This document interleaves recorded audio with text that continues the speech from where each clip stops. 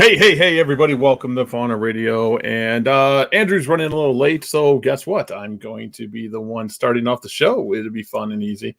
How you doing, Moon over Miami? So today, what I want to hit a little bit is the breeding season. I just want to hit what's going to be expected, what you can see.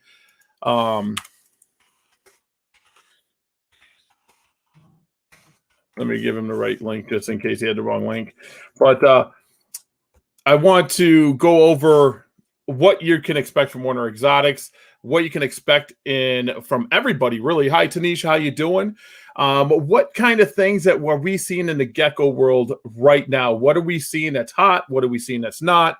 And just talking geckos and talking reptiles and stuff like that today.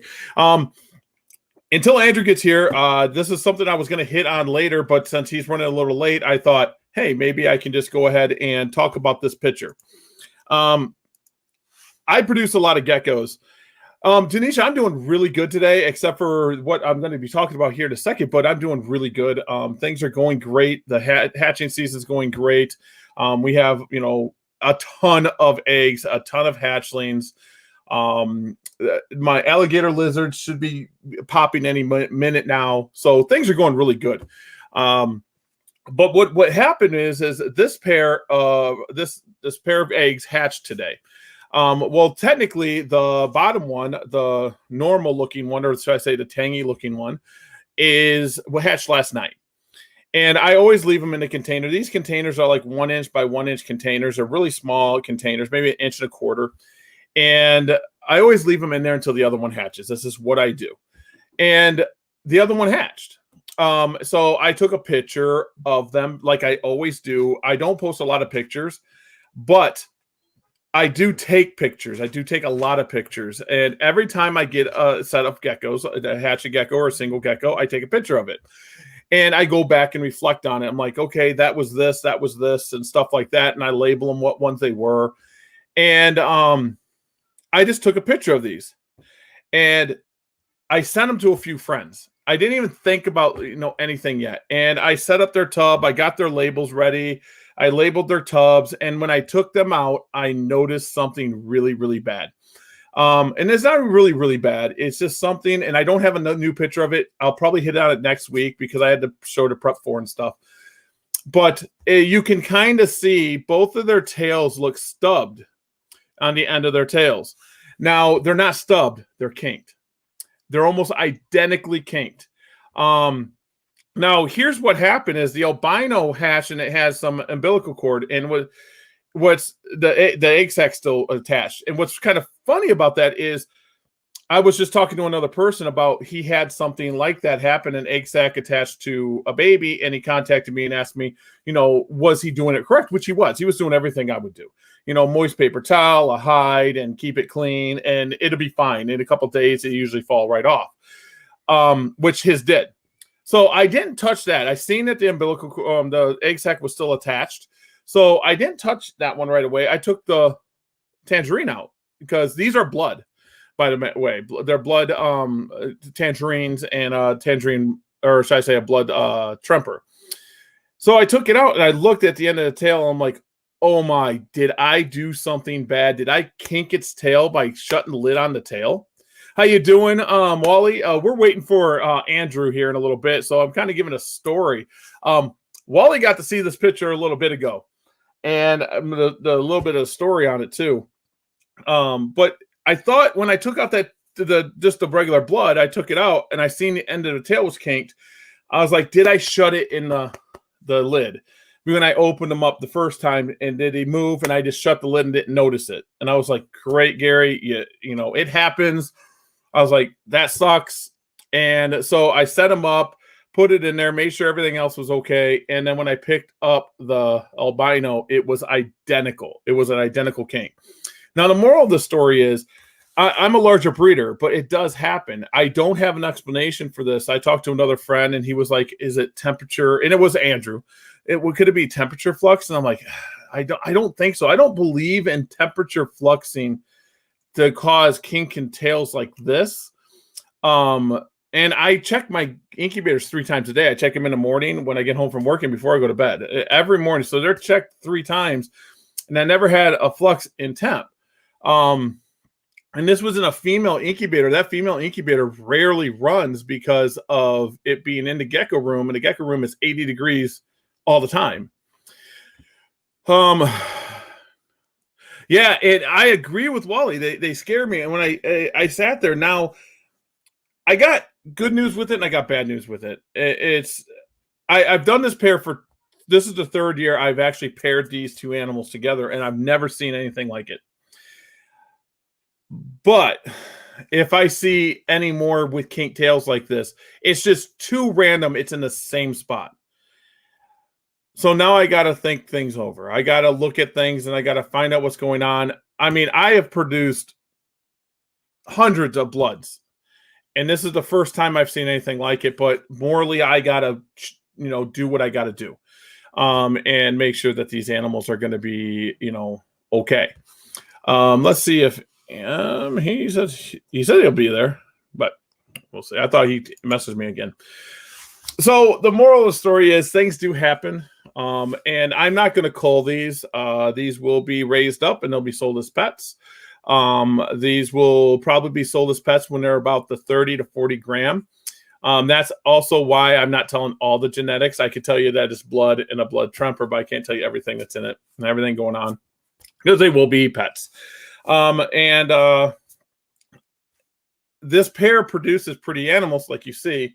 And I was I put them together one last season to make all females. I have a really pretty blood tremper male that I held back, and I want to, produce some awesome females for him. And I got this. So it could be a temp flux that I don't know about. It could be many things. It could be not genetic, but I personally will never breed an animal with a kink tail. I just, or the pigtails or anything like that. I can't do it. So that's the moral of the story. I posted that picture before I knew. I literally posted that picture after I took it. I was just, typing away. And then after I took them out of the cage or the container, that happened. Now I'm getting a lot of questions about this animal here. Let's see if I can go over to Orner Exotics and maybe do a bigger picture here. I'm getting a lot of questions about this animal. This is what I'm looking for. This here is a blood tremper albino that I am shooting for. This is my look I'm looking for when they're hatching. So this here is it. This is and I'm pointing over this way because I got a 3rd screen. I'm looking over at it. This is what I'm looking for. This is actually just what I'm looking for. This is the look. So I'm really happy with this.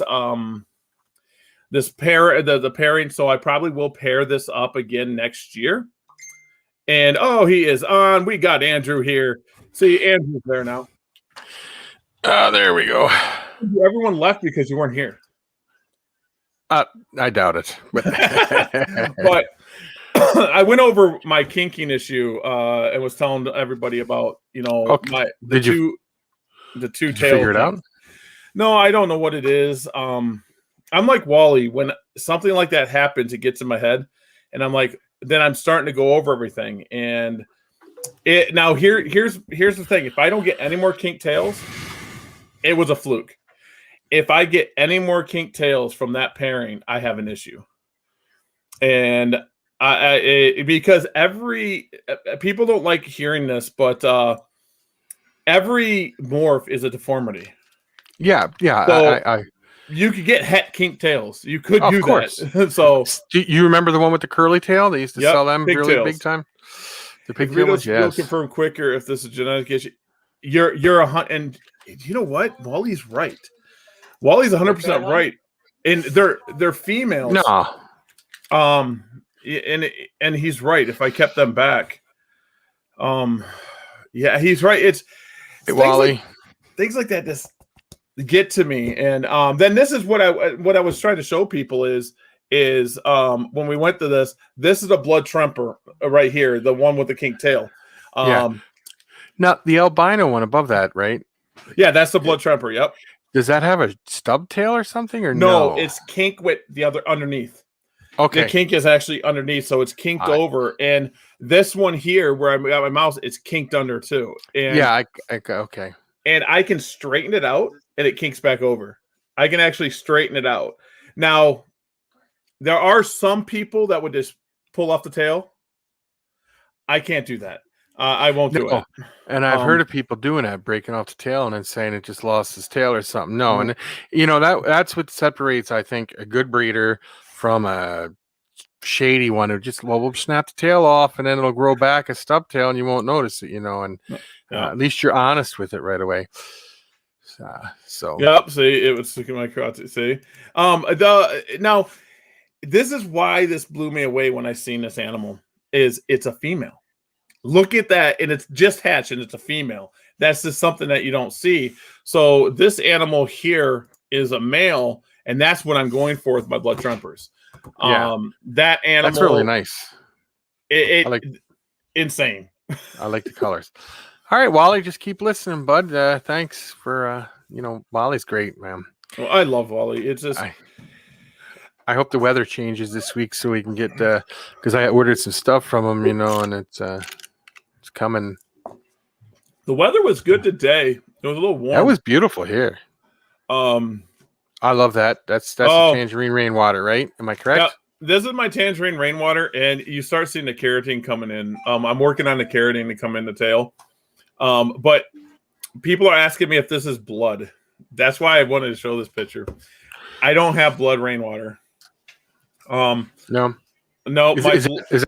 Is that like common, the blood rainwater, or is that like one that's not common at all? No, there's magma. I'm thinking about getting magma line to add it because see how this one's rusting out. I like that look. But I like that look too. Magma will brighten it up and give it more hues, I think. And the reason I'm getting this look is it's firewater and some other non-line tangerine stuff. There is firewater in this line, but is it? I can't sell them as pure firewater. Well, here's the one I got from you. See, it's green. No, the green we got. Through. Do you know what? If you send me pictures, just send me a bunch of pictures. We'll just start putting them up. We'll start putting them up. I'll send them to you right now. Yeah. We'll go that route. Send them to me, and I'll get them put up. I got to put my glasses on, so don't laugh. Oh, no worries. And then we looked at that last. Yeah, the what was the other thing I was going to show? Oh, I was going to go over to market and tell people some good buys and stuff like that. Oh, I got people like, oh, it's you. I'm like, what is going on? Let's see. So we can go over some Andrew stuff. I'm going to show you some of my crested geckos too. Is that okay? Yeah, let's show them off. This animal I know very well. This was going to be a holdback for me. This animal he's breeding and he looks like that. That's a raptor. It's an eclipse tremper, white and yellow. He's insane. He's crazy, man. And ready for this? He's from the clouded line. So I don't know if the clouded is giving him that the clouded white and yellow with that dark melanin, is giving him them different spots. That's just a really different look on them spots. And the eclipse kind of washes it out, but this one's not washed out as much. Now, is that clouded line what does the stripe on the tail? The clouded line, all the good cloudeds are striped. So I think inadvertently I'm breeding the striped tailing because all the ones with the striped tailing is the ones I like, the look in the dark melanin. So I'm starting to get that striped tailing in all my stuff. There are clouded that aren't, but I don't like them. I don't like the look. There's also that they get shoulders get darker, not at the elbow, but at the shoulder. They get really black. So there's different looks I look for the clouded line. Let's see what Moon over. Hey, what's up, Moon over Miami? Let's see what else we got here. We got a few. You guys can see all my stuff. Let's see. Let's go up. I can go. Hopefully I can just hit the button. Oh, that's the tangerine rainwater. Mm-hmm. I can tell that. Let's see if I go this. If I go this way, is it good? Yep. That there is the patty. That's the male. Yeah, I could tell. I could tell. yeah. Oh yes, yeah, yeah. That's what that one is. Yeah. Hey, Yep. Moon over Miami, how you doing? Let's see. There's the I boy. love this one. I got so many pictures of this one. This one is, I got a better picture of that, as a matter of fact. When you get the albinos out of this, even if they're not eclipse, that lavender is gonna pop. He's such a good animal. There, I sent you a much better picture of that one. You'll see it at the end there. Nice crested geckos. I struggle at identifying crested geckos. That's a partial pinstripe. As you can see, it's got the break in it. Whoops. Why did it go away? Yep, we got the break right there. Yep. And then, this guy is a Harley. Is it a Harley? Yes, but it's very orange. You know, it changes color so much. I noticed that when they get fired up, they look so good. That's not a real good picture. But it shows what it is. It shows what it is, though. And let's see, right here, now Harlequin is the pattern on the side, right? Yeah, and you've got to have it on the legs and stuff like that for it to be a Harlequin. At least that's what I've been told. And then there's some eggs. No, that patty was not rainwater. Was it rainwater? No, patty's not rainwater. No, the patty is het tremper. There's these are the special. There you go. I love that. How that thing is just. Its head kept that white in that lavender color. When you start getting radars from this, you'll get some with really white heads. You'll get really white heads. I was holding this animal back to breed it. I literally was. I was going to be like, and when I gave you the males, when I figured out what males, I gave you the female. I was going to breed it to it. That's what I did. That's how I figured it out. And let's see, we got, okay. The eggs are fun. Everyone's getting eggs. That's a good time. Oh, I love getting eggs. I can go with this for a while.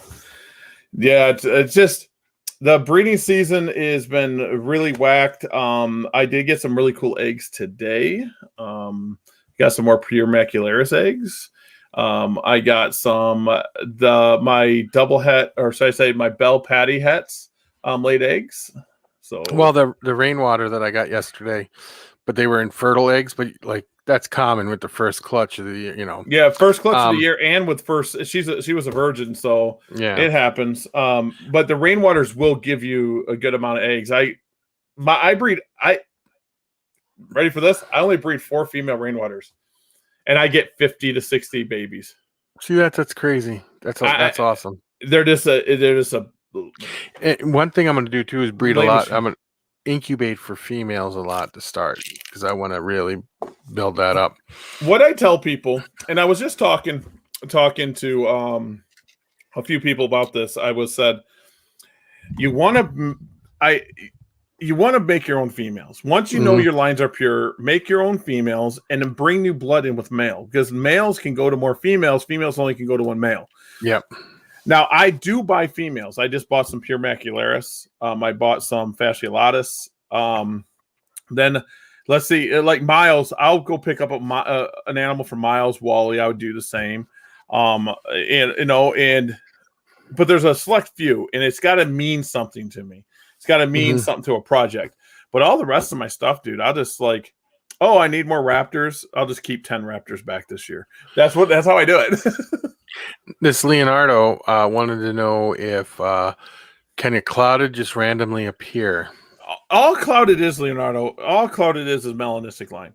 So how it came about, and I've said this before, just a short story is I bought a group of geckos and a darker gecko came out, and then another dark gecko came out, and then another dark gecko came out.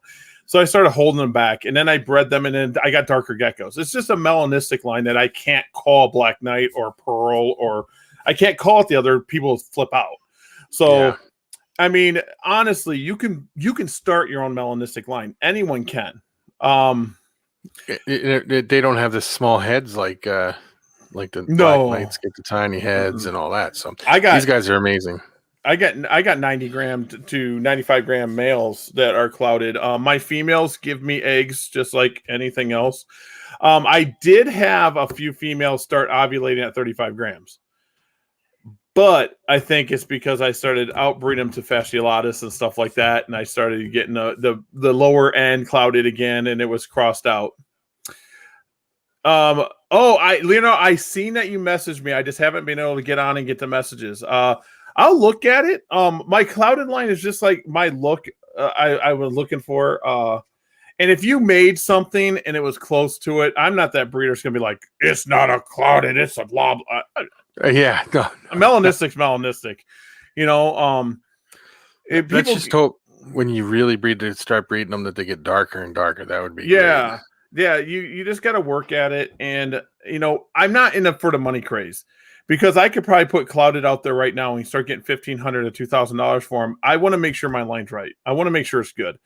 And I don't want to just put it out there and say, oh, whatever. But I did get myself a Black Knight male. And I'm working on it, but I don't even want it. I don't want the Black Knight. I just took it to see how it reacts to the clouded to see if I can maybe breed out some of them issues. Well, we're going to see what these ones produce here in a few weeks. Another 4 weeks or something like that, or 6 weeks. The only thing I say is when you go deal with clouded, the albinos look different, and the albinos will throw dark if you breed. So I always say breed the albinos to hets, so you get some non-visuals. It's really cool. And that striped tail, I'm inadvertently breeding for it. It's just like, oh, that one has striped tail, and I start looking for it. Like my cloudeds are usually the calmest too, because I'm always flipping them over, looking at stuff. So when they see me, they actually come up to the tail. I can hand feed most of my clouded, and they don't care. But I wanted to show somebody something, and and I'm not picking on anybody. I'm not picking on anybody. Don't think I am. We're going to go back to this real quick. This animal here, you can't see whose it is. Oh, yes, you can. Damn it. This is being sold as a dark line super snow. Guys, that's a super snow. That's what it is. I don't understand what this dark line thing is. I wanted to show people what to look out for, but there is a really cool animal on here that I really got excited about when I seen it. And I want to find it again. It was pretty deep. Maybe he sold it. He might have sold it. And I think he did. Yep, it's gone. It was a Black Knight charcoal cross by JMG. Oh. But here's another one. This is a Black Knight 25% bold. So this is a pretty cool animal. This is a good foundation animal. It's a female. He's going to track his genetics, but his other one was better looking. He just had a really nice animal. Then you get stuff like this. You get this is from Steve Sykes, I believe. It looks like his picture. Yeah, Steve Sykes. Now, let me ask you that. What do you think the big fascination is with people and the Black Knight? What do you think that with the dark animals? What do you think the fascination? Nothing. Money? It's just money. Okay, end result is black and beginning result's white. That's what I say, okay? And people think that if they get dark animals, most of the people invested $2,000 into an animal to breed it. If you're investing $2,000 in an animal, I don't care who you are, you're breeding for the money. Mm. And I breed for the money. I'm not going to lie to you. I produce animals to sell animals. So you're getting these new breeders. There's a person on one of the forums or one of the pages that she continues asking very basic questions, and she has Black Knights. So the problem with this is if someone's going to drop $1,500 to $1,000 on a gecko, and then they search you and they see you asking all these basic questions, are they going to invest their money into a gecko with you? So, I mean, some basic questions, it's crazy. We read that one. He hashed out. So the Black Knight is a craze. Hey, Tanisha, how you doing? Tanisha was one of the first ones in. I thought I said hi to you earlier. I apologize if I did not, Tanisha. So yeah, the Black Knight is something I don't even want the Black Knight type. I don't even want them. I'm going to tell you, the charcoal that you showed last week, I could see the fascination with Chris's? Those, yeah, those just are mind-boggling. Yeah, I mean, there is some cool stuff. Let's see. I think this is one of them. Yeah, that was one of them. I'm not going to pick on her. She'll know. I don't want to pick on anybody. No. I don't want to pick on people. It's not the point. I will say Fire and Ice.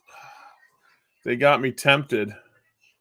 They got me Ben and tempted. Brenda? Yeah, they got me tempted on this animal right here. It's a hyperexanthic. It looks like the original line of hyperexanthic. That's what it looks like. Now it is an eclipse too. If you get that eclipse out of them, it's even like more hyperexanthic. It's just crazy bold. Well, I'll tell you what I'll do. You buy it. I'll drive over because it's only like a little ways from my house here and pick it up for you. I'm telling you. They do have these too to show people. These are pretty cool. They're Black Knight patternless. They are pretty cool. So I mean, there's some animals out there that is really. I love this whole sharing the screen thing. It's really cool, and I got personal message. You guys can talk and chat too. Yeah, you guys don't have to personal message me. The picture I got of the wolf is mine. I took that. Someone asked if that's one of my pictures or if I stole it. No, that's my picture. That's one right here. Oh. Yeah, I just want to show them. Do you see this behind me here? Yep. I'll tell you, I won that. I won it. The whole the first season of the 12 Days of Supreme Gecko Christmas thingy. Ooh. I won it in like day 2, like week 2 or something, or 12 day 2 or day 3. The Supreme Days of Christmas are just the 12 days. It's just crazy. That's the funnest thing out of them all. I love it. It's a fun thing. I'm trying to find. I got so many pictures.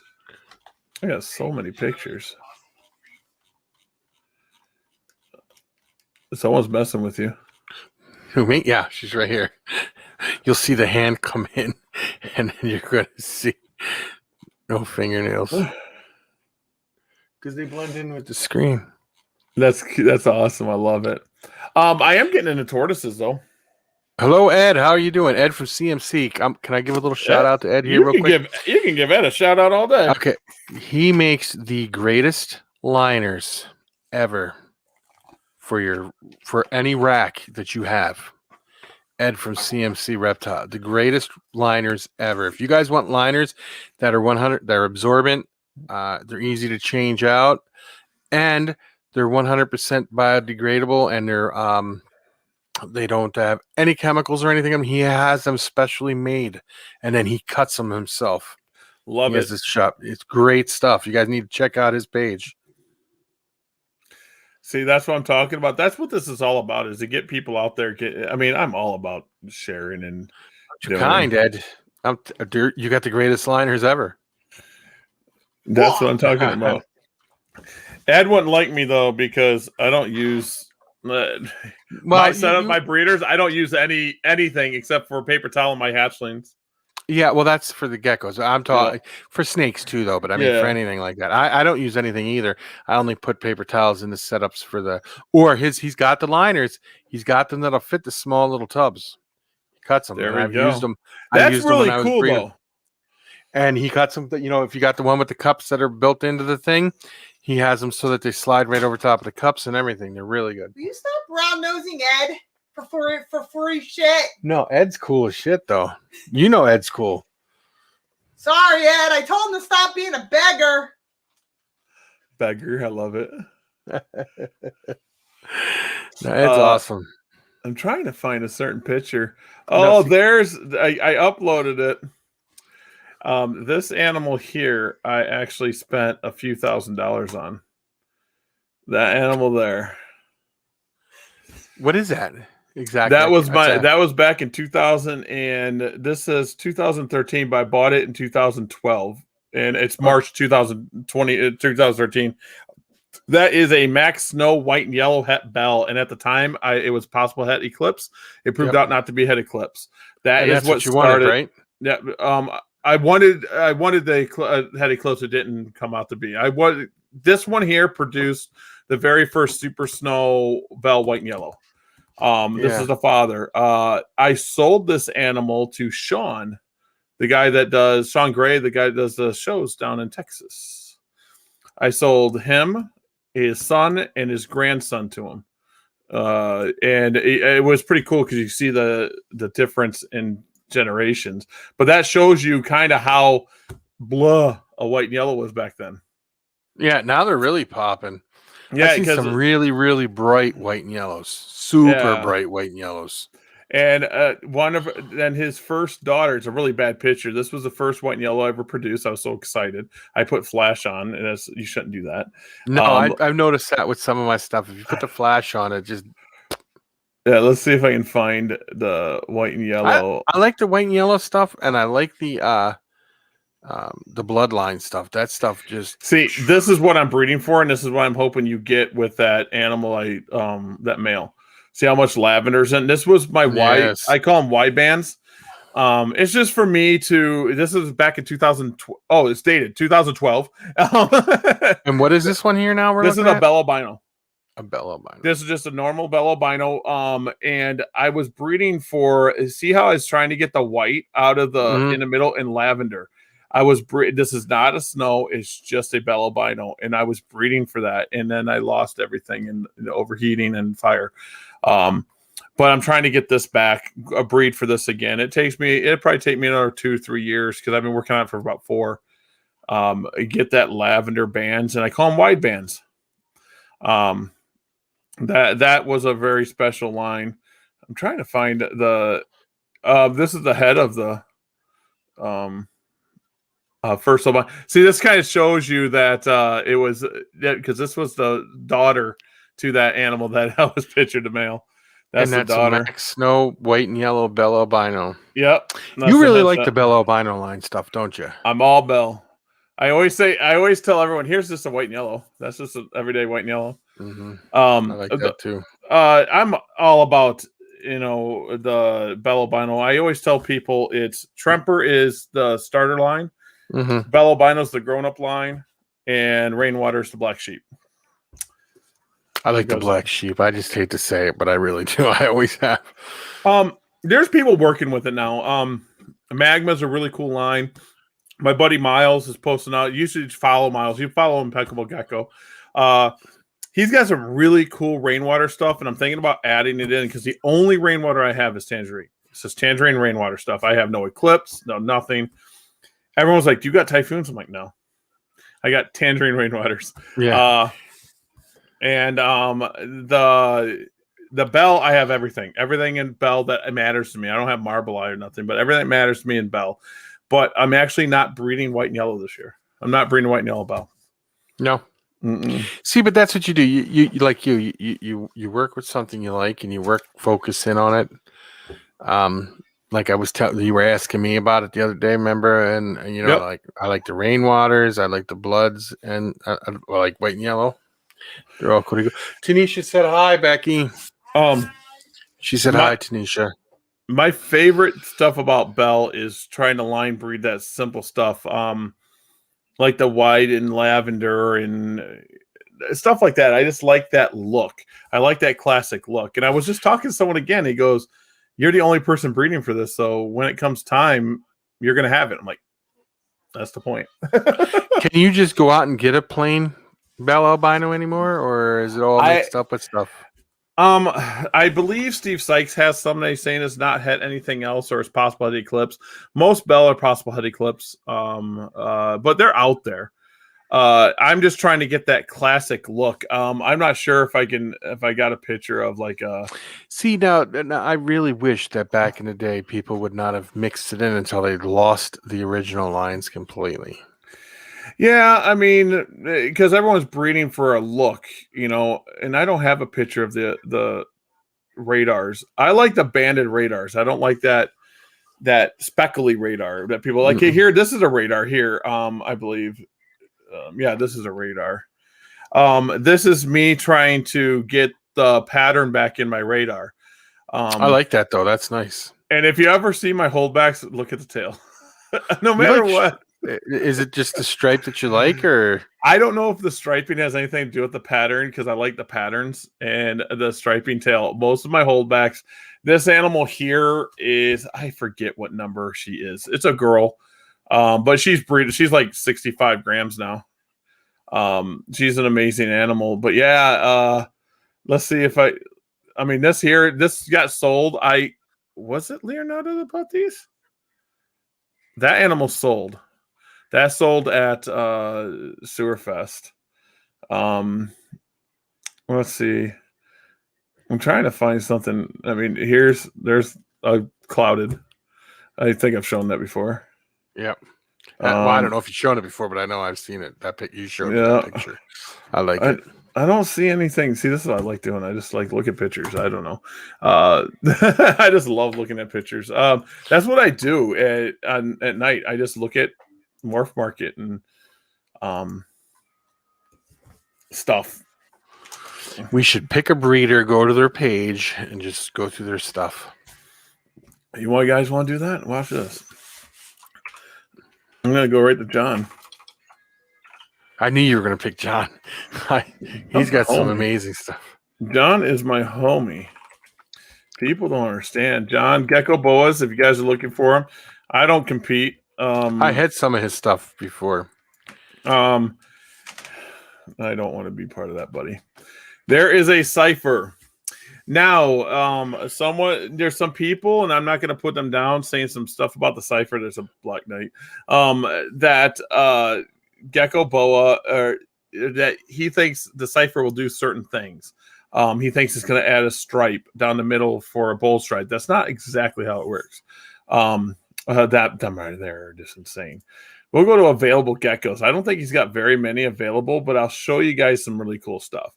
The cipher he doesn't have available. Oh, he does have a Het Cipher Black Knight Cross. So $3,400.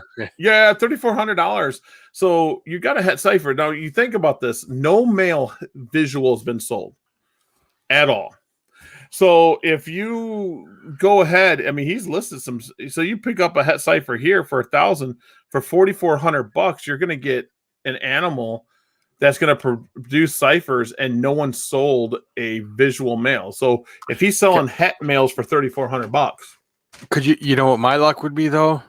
You know, it's a 1 in 4 chance if it's het. Well, right? No, he's got a head. So you breed these, 25% of the clutch should be cipher. But I could go 2 years before you hit a cipher though. That's what I always think. Now, John might kick my butt because, well, he might not. I mean, the secrets are secrets, but no. Now, what I would personally do with cipher, and I want cipher, guys, I do. There are reasons why I've not gotten into it yet. And there's a few people that know why, and there's nothing against John Gecko Boa. Nothing. I love John. He's my homie. I would take cipher and I would start doing what he's done. I would buy that Firebolt male or female. That's what I'd buy. And then I would buy maybe this Black Knight. I wouldn't even care about the Black Knight. The Black Knight does nothing for me. But the Het Cipher, but you want to start doing like the Firebolt cross, the Tangerine stuff, stuff like that, the albino stuff. Now, which he's not going to have a bell on there. Is the cipher something he produced himself, or yes? You know the backstory of the cipher. Yeah, the cipher. Let's see if I got the available page, but the cipher came out of Marble-Eye. He was breeding Marble-Eye, and it popped out. Let's see if we can go resources, and let's see if I can find the cipher page. Right here it is. So this is the original male right here. That he proved, but I guarantee. Well, we already know that there's other animals that were sold that was Het Cipher. But that was Crazy 8 that he produced, and that's how his line of cipher out of his collection started. The cipher started hatching this bell. Oh, geez, that bell. The ciphers hatched like this. Okay. That's amazing, though. So this is a cipher. The one at the top left. This one over here is not. This is a cipher. And the cipher is a pastelling looking animal. It pastels it out. It's a color enhancer. So my talks with John, my talks with Miles, my talks with a few other people is adding some line bred traits or selectively bred traits to it, like bold or like tangerine. That's when we're going to start seeing it. Now, out of all the albinos, the best color enhancing albino, in my opinion, is Bell Albino. And that's what he produced. And I can't click it to make it bigger, but the Bell Cipher is insane. That eye's a Bell Cipher, and that's a Bell Cipher animal. It's insane. I will tell you one thing. The Bell Albinos do have them beautiful eyes. Bell Albinos make things pretty. They just do. And he does give a little backstory. He says, I first hatched visual ciphers in 2015 out of some of the pure marble eye groups. So we had a pure marble eye group. Now, I don't want to pretend where he got those, but I'm pretty sure he probably got his marble eye probably from Matt. He might not have. So let's just, he got marble eye somewhere. Since then, I have thoroughly proven it to be a true recessive, following the typical Mendelian of inheritance patterns. The visuals have been tested, bred against Eclipse and Max Snow with no interaction found from the hets. At this point, they are all least possible het marble eye. So marble eye, I don't know if John's made it where marble eye is not in there anymore, but it is really low possibility. The cipher is just a gecko that I would watch out for. And it's a powerhouse because it's a recessive. It's going to hold value. It's not a Black Knight where you sell it, everyone's got it. And it's just, they're going to be producing the same quality as you. Because John knew what I would do. I'd do exactly what he did. Take it to Bell. That's just an amazing looking animal. So we'll go to his available page real quick. And he has a section here under $200, and they're sold out. But just to give you, like, you could get these tangerine females, and these females are amazing looking. That's an amazing looking tangerine for under $200. Yeah. So now I got to figure out how to. There we go. People like other stuff. Let's say, what else is he known for? That's a good example of a marble eye and an Eclipse.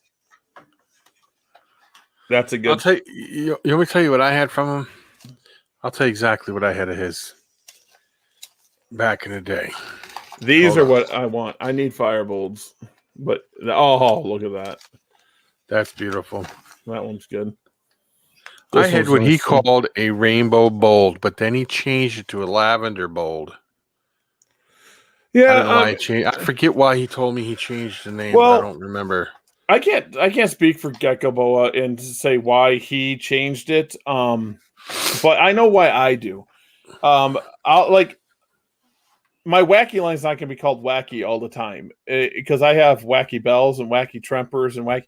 All the wacky means is the patterns looking different than all the other ones I've been producing. That's all it means to me.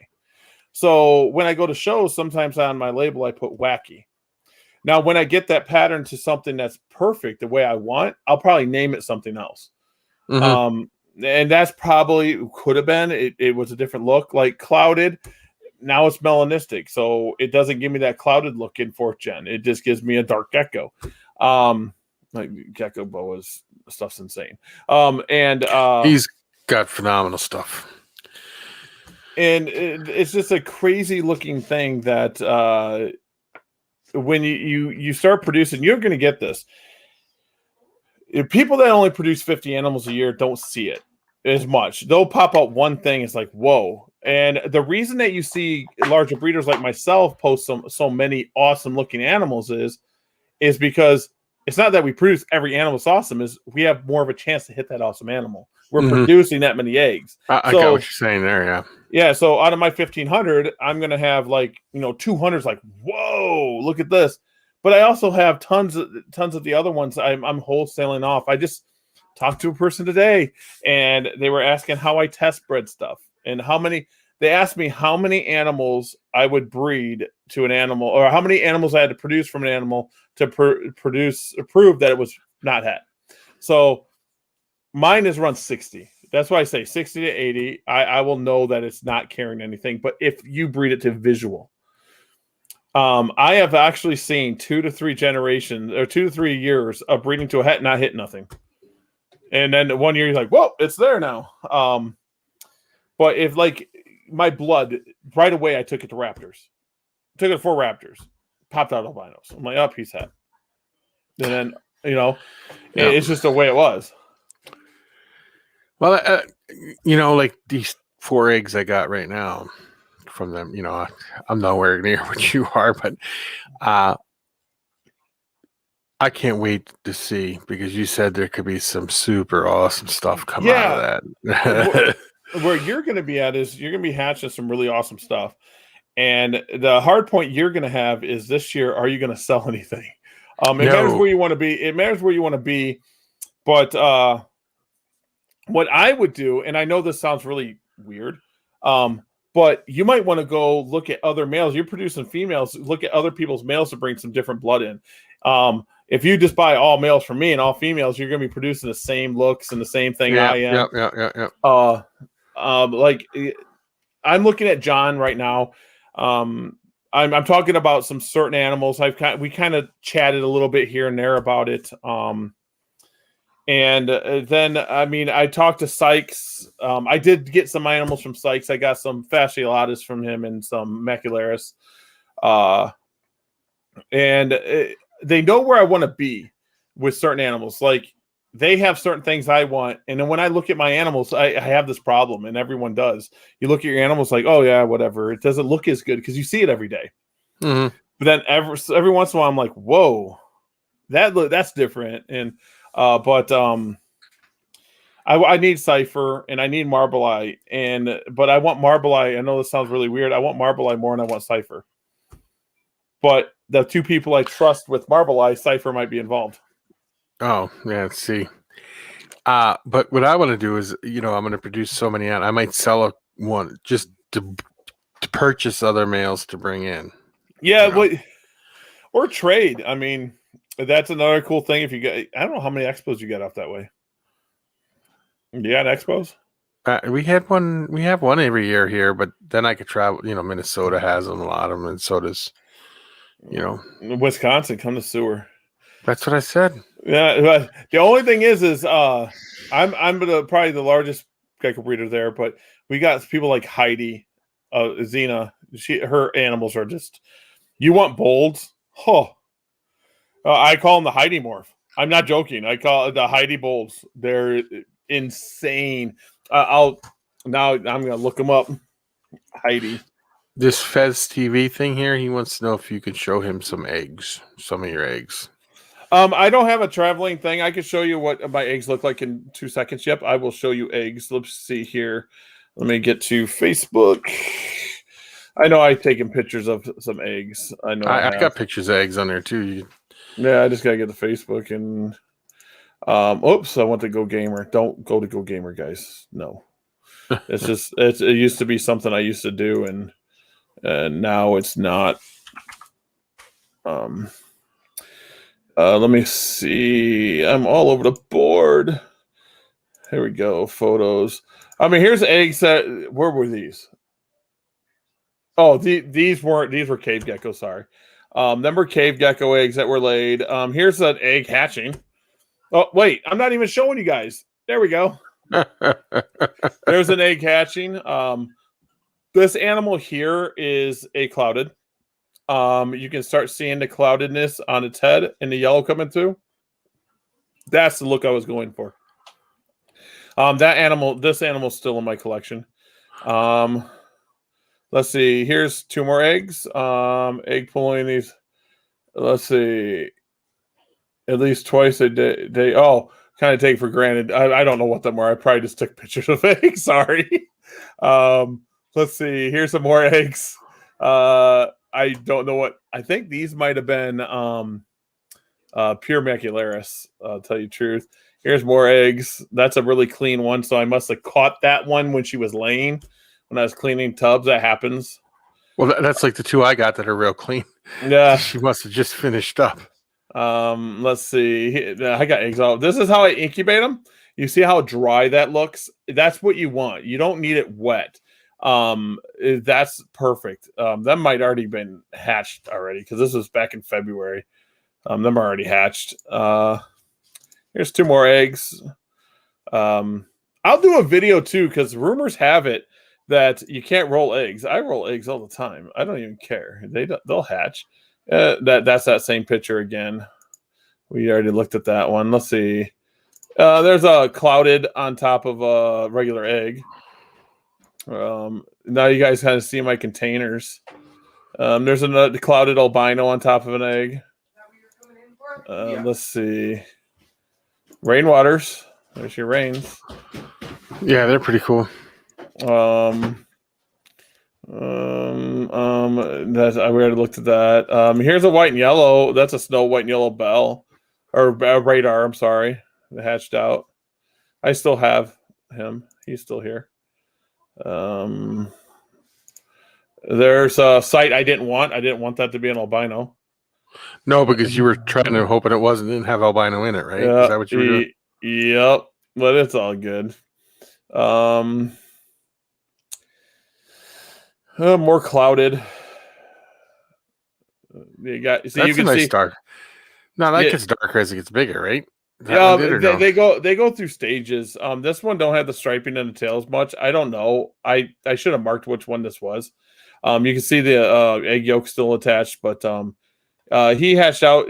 Some lighten up big time. What other eggs I got? There's more clouded. See, I keep getting clouded. That's a super snow, and then that's a clouded. Let's see. There's another egg hatching.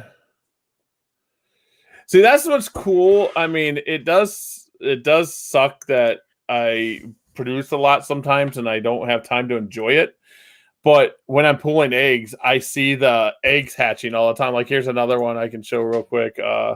Here's at the stream. This one here, I caught it hatching out of the egg as I don't even know what that was. Some type of tangerine. But I caught it hatching, and I get to do that because of me having so many. When I'm going through the incubator, I'm like, oh, there's one. Oh, let's take pictures of this. But it's a lot of fun. Now let's see if I can find some Heidi Bolds. Did you see the pictures of the helmeted head gecko yeah. babies while he hatched out? Wow. He knows I want them. He knows I want them. Yeah, I'm excited about producing them helmeted heads. The helmet heads are one of my favorite geckos. What do you got? Just a male, or do you have a female? Or I bought the male. The person I bought it from had 3 males. She put one down under the table because I was talking about it so much and sold it to me at the end of the show. And I couldn't find it. I can't find a female. No matter where I go, I can't find a female. So he's just my boy. These are Heidi Bolds. I call them Heidi Bolds. Her bolds are nice. Her bolds are just. I can't explain her bolds. I mean, her animals are just amazing. She's very underrated as a breeder. I think she needs to be known. She is an internet queen, though. She does help out lots of people, but her animals are, I mean, just look at the bolds. I mean, it's just unreal. And I want to promote everybody. Here's another guy that we should promote. Wait, why am I on that screen? This guy here, Evan he does Strength and Leos. So you guys like stuff, make sure you guys go check out Strength and Leos. Evan does a really good job. He's a really good friend of mine. So check out Strength and Leos. He does a lot of really good interviews. Mm-hmm. And I know why Fez TTV wants to see Gecko Eggs. He's on Twitch. I am working on Twitch, guys. I am working on Twitch pretty hardcore to get you guys some live video of me walking around. I'm going to try to walk around. Twitch is right now we have one person watching on Twitch. I am going to get a live camera. I'm going to use my GoPro, and hook it up and link it to this and walk into the gecko room with you guys. And I'll open up cages. I'll show you guys stuff. I just don't have that capability yet. I should do a phone, but the connectivity through my phone for sometimes breaks up. I don't know why. But we'll get it. We're going to get it because we're on Twitch, guys. We do Twitch. This is where we stream. Orner Exotics because I can. And Fauna Radio. The Leopard Gecko breeder help page. Then the Gecko Blog page. Then we do Fauna Radio YouTube, Animal Treasure Films YouTube, Orner Exotics YouTube, and Fauna Radio Twitch. And as soon as I get more places just for Fauna Radio, we'll be dropping some of these off and going Fauna Radio everywhere. Because I hear Twitter is going to allow live streaming. Oh. So that's going to be different. If that does, that would be great. Yeah. That's awesome stuff. Did you, I told you that they put my one podcast on iHeartRadio, right? Yeah. It's coming off. I put in an official complaint. I heard that. I heard that it was on iHeart. That's pretty cool. Yes. That's what I'm talking about. I mean, when you go on iHeart, I have Fauna Radio. It was easier to get on the podcast when we were doing the radio version of this. Mm-hmm. Now I got to take the audio from StreamYard because it does record audio for me. And then I got to turn around and upload it so it can go on to the podcast. And yeah, that'll be fun. I even have my GoPro batteries charged. Yes, these are secondhand because I'm not paying $20 a battery for GoPro batteries. I never even do yeah, I guess they do. Yeah, the old ones come out too. I don't know what the old ones are. I don't know what them ones. This is a 7, a GoPro 7. Oh yeah, the Hero 3. You got to just plug it in. Yeah, this one here, I got this. It charges 3 batteries, and they last me about an hour. But I'm thinking about buying there's a battery pack you can buy for it, and then you can mount it, and it lasts 8 to 10 hours, they say. Wow. So I could live stream like maybe Memphis's cage and watch him all night. So that's something a lot of people are asking me about. Memphis is doing really good. Our, alligator lizard, our Cayman lizard. It's hard to once I'm getting going and I'm cleaning and I'm sweating and I'm like, oh, got to feed Memphis. I don't think to go get the camera because Memphis is spoiled. He only eats off tongs. Oh, he won't eat off of like a little. I've done dishes. I've done live snails. And he just looks at it and then he looks up at me. Like literally he'll look at it and he'll look at me. I can take the live snail and put it in tongs and he'll take it. That's good. You know why he does that? Because he's looking at you saying, yo, you got me lost in the mail, man. Yeah. And so now I got it. If I'm tong feed him, I can pet him. Why I tong feed him. I can do that. Well, that's a good start. Or he'll sit on my arm. Now he has bitten me. That was a couple weeks ago. He got me really good. But if I'm not feeding him, he won't let me touch him. He's not allowed to touch him. But he's different. I almost had a second one. It came up online. I almost had a second one. Female? And I still might. I don't know. They got it from the same place I got it from, and they were putting it up for trade for a tegu because they got in over their head. Now, the reason is Cayman lizards are a little different to take care of than tegus. Mm-hmm. Larger body of water. You got to filter it. They eat snails. They tend not to eat much of anything else other than snails, shrimps, and clams. They're expensive to feed. You got to have tons of these just in case. This is his favorite. This is his favorite. He'd rather have this than live snails. Can of snails. And I swear that these were canned for human consumption. Why do you say that? I was just you open it up. It has a spoon. Oh God! Don't even bring up the spoon. It has a spoon, hon. So he opened up a can of snails here, and guess what's there? The spoon. So we ain't gonna talk about the spoon. So I think that these are just relabeled Kansas snails. Like I know it sounds funny because it's can of snails, but canned snails that are just relabeled with Zoo Med label on it. That's possible. Because I'm looking at it and it's got Does it say not for human consumption on the back? No. It just says feeding instructions for reptiles and amphibians. Disregard any uneaten portion, can leave in the refrigerator for a week, and it's just deshelled farm raised snails. Oh wait, it does say not for human consumption. It does say it. It does. You think that's just a label from? I don't know, but why would you get a little spoon?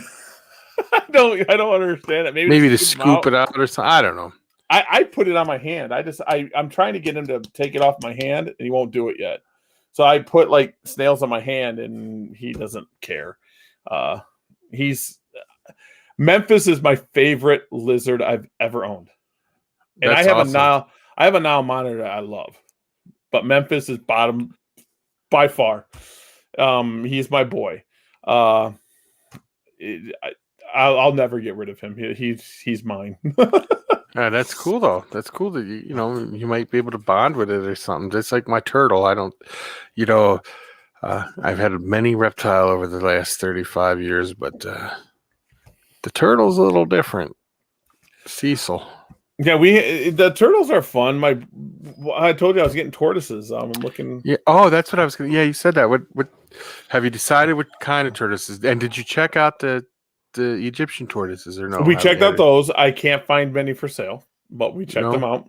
I'm going to put them on it. We're going to do anything that we can keep indoors easily during the winter. Yeah.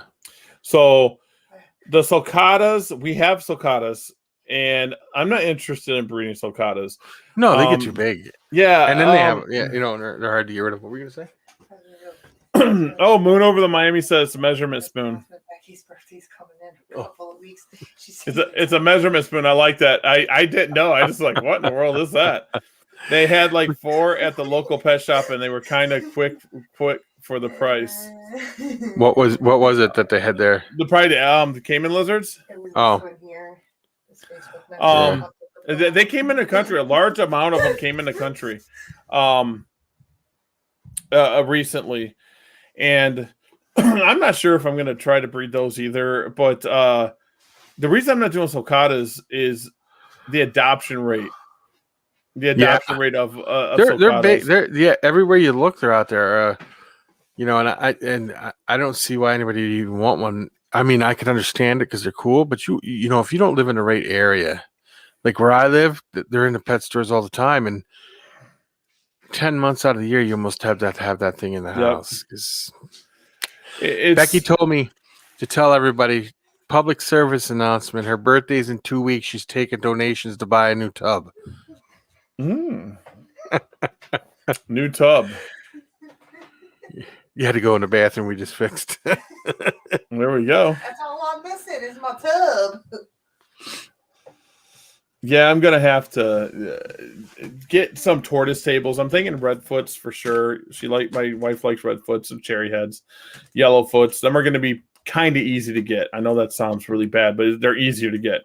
But they're not. They're big seller. Russian tortoises. They're all good sellers. Mm-hmm. A lot of people don't know Russian tortoises come from from Afghanistan. They thought they were Russian tortoises to come from Russia, but the reason they got that name is because when Russia was over there fighting, they would send them home to their family and stuff. And there's so many sulcatas there is. That's why I stopped selling them. Guys, I think 4 years ago I sold over 200 sulcata tortoises. How many? That was just over 200.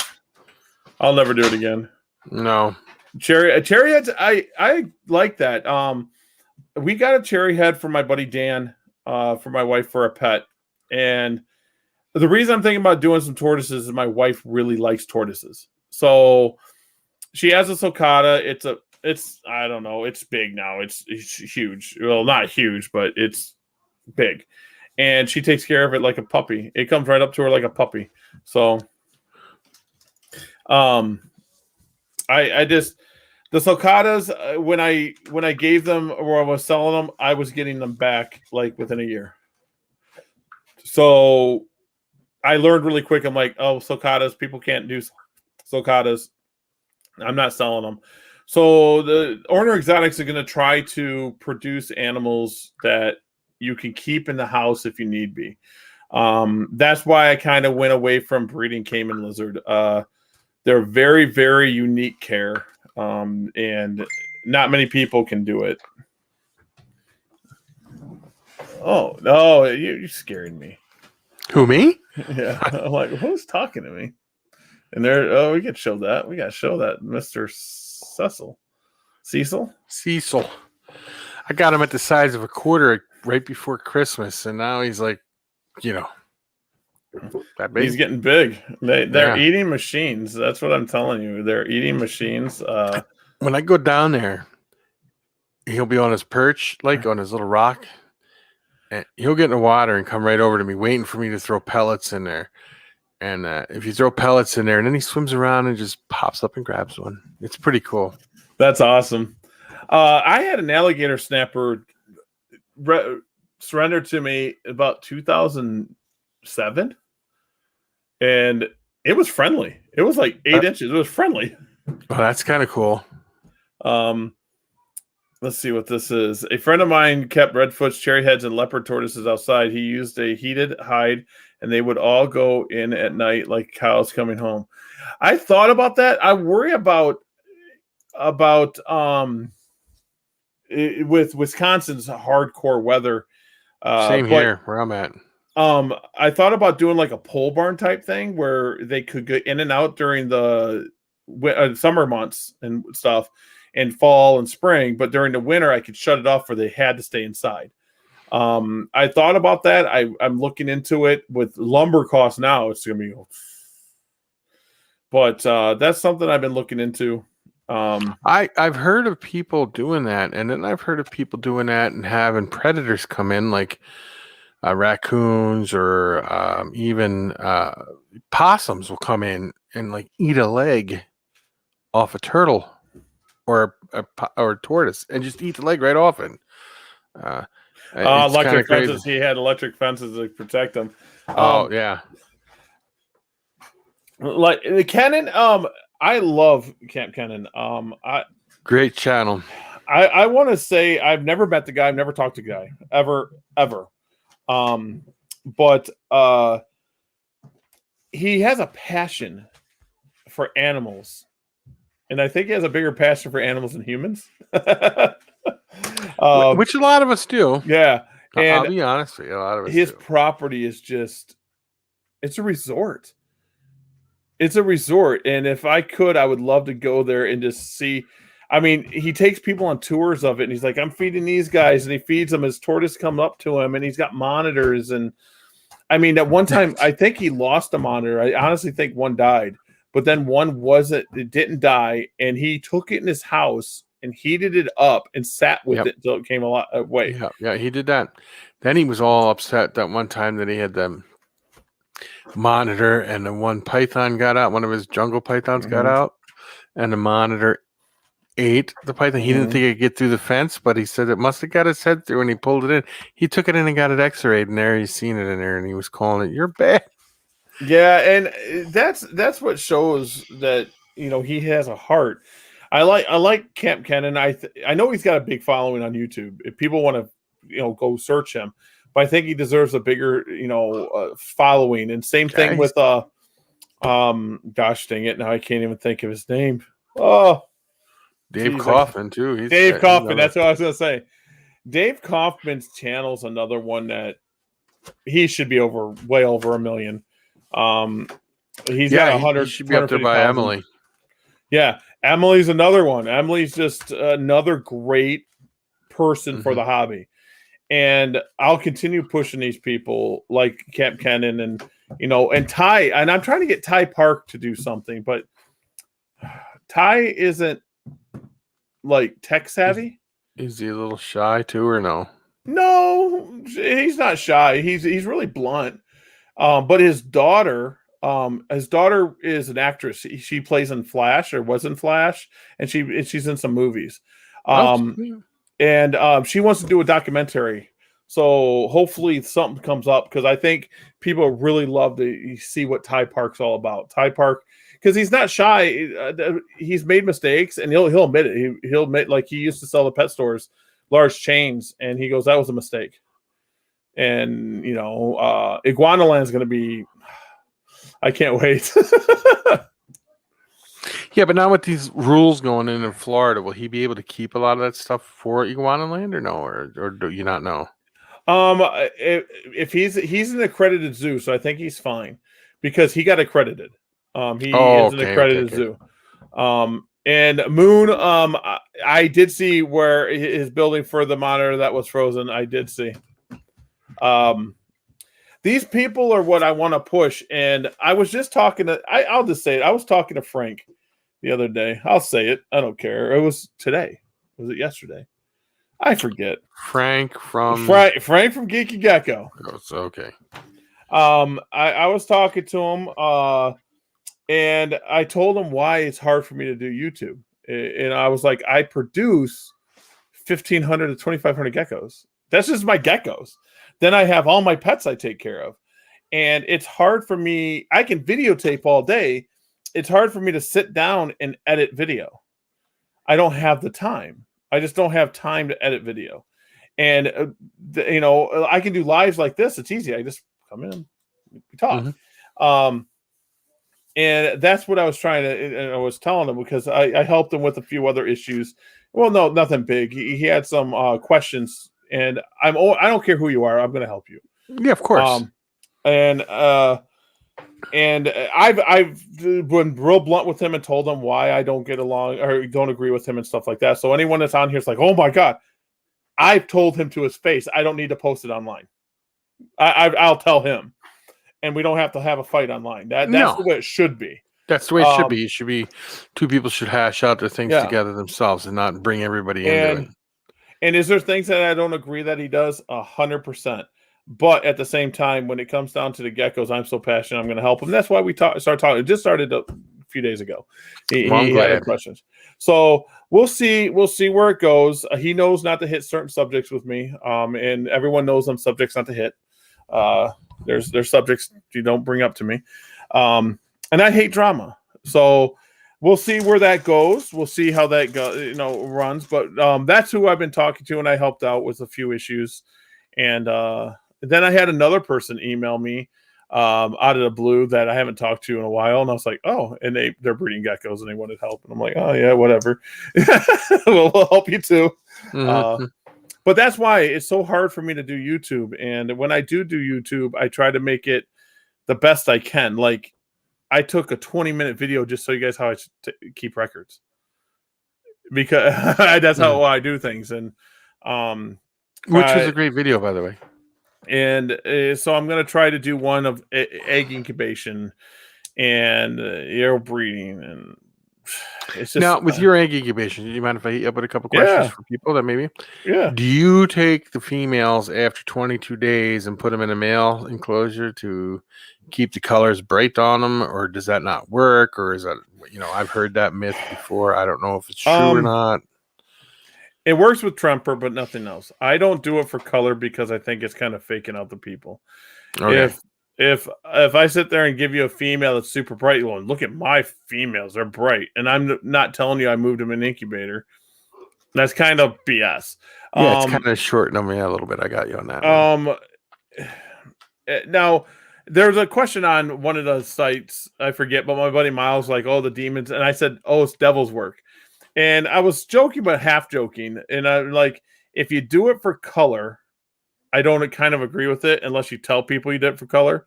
But if you do it just because you want to hatch them sooner, I don't see nothing wrong with that because they will hatch sooner. Yeah, they'll hatch sooner. There's nothing wrong with it. That's why when you remember when we were talking about the kink tails and you said temp fluctuation, you could take them from 80 to 90 and don't bother them. No. Yeah, so I don't know.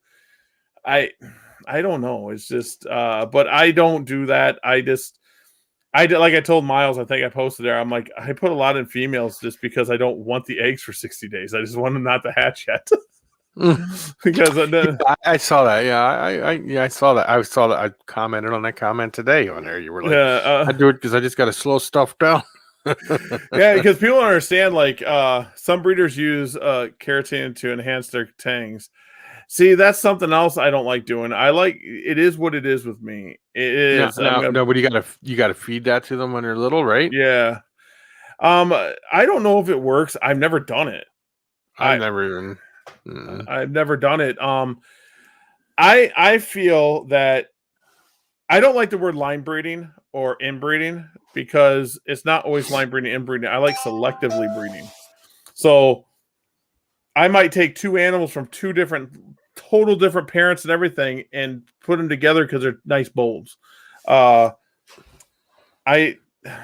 don't like adding stuff and enhancing stuff with color, or I just want it what it is, because it could even play tricks with me. Like, oh, that female looks so awesome. I breed it and it gives me tall animals. And then I'm like, oh, wait. Oh, that's right. I did the temp thing. No.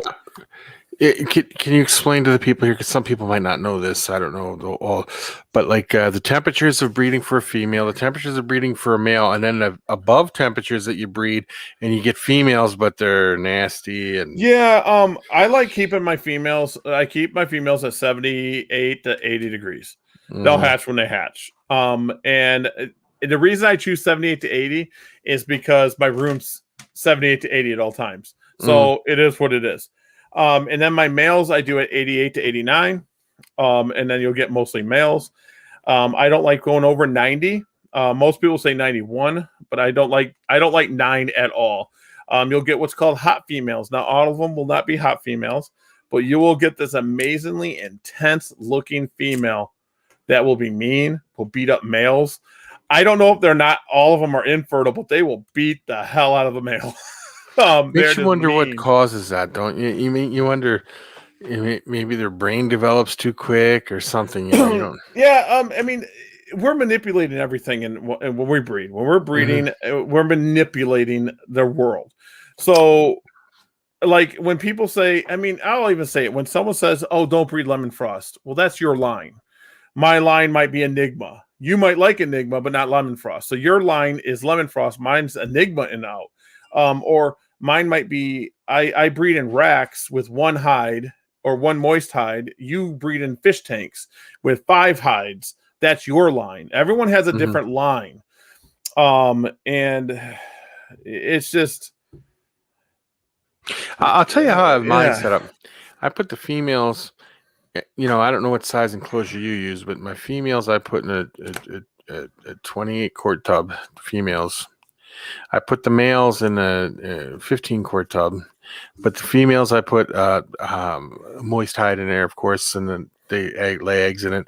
The males, I just have a hide with a paper towel under it that I moisten up, and then I, do my cleaning every few days. And I got a few.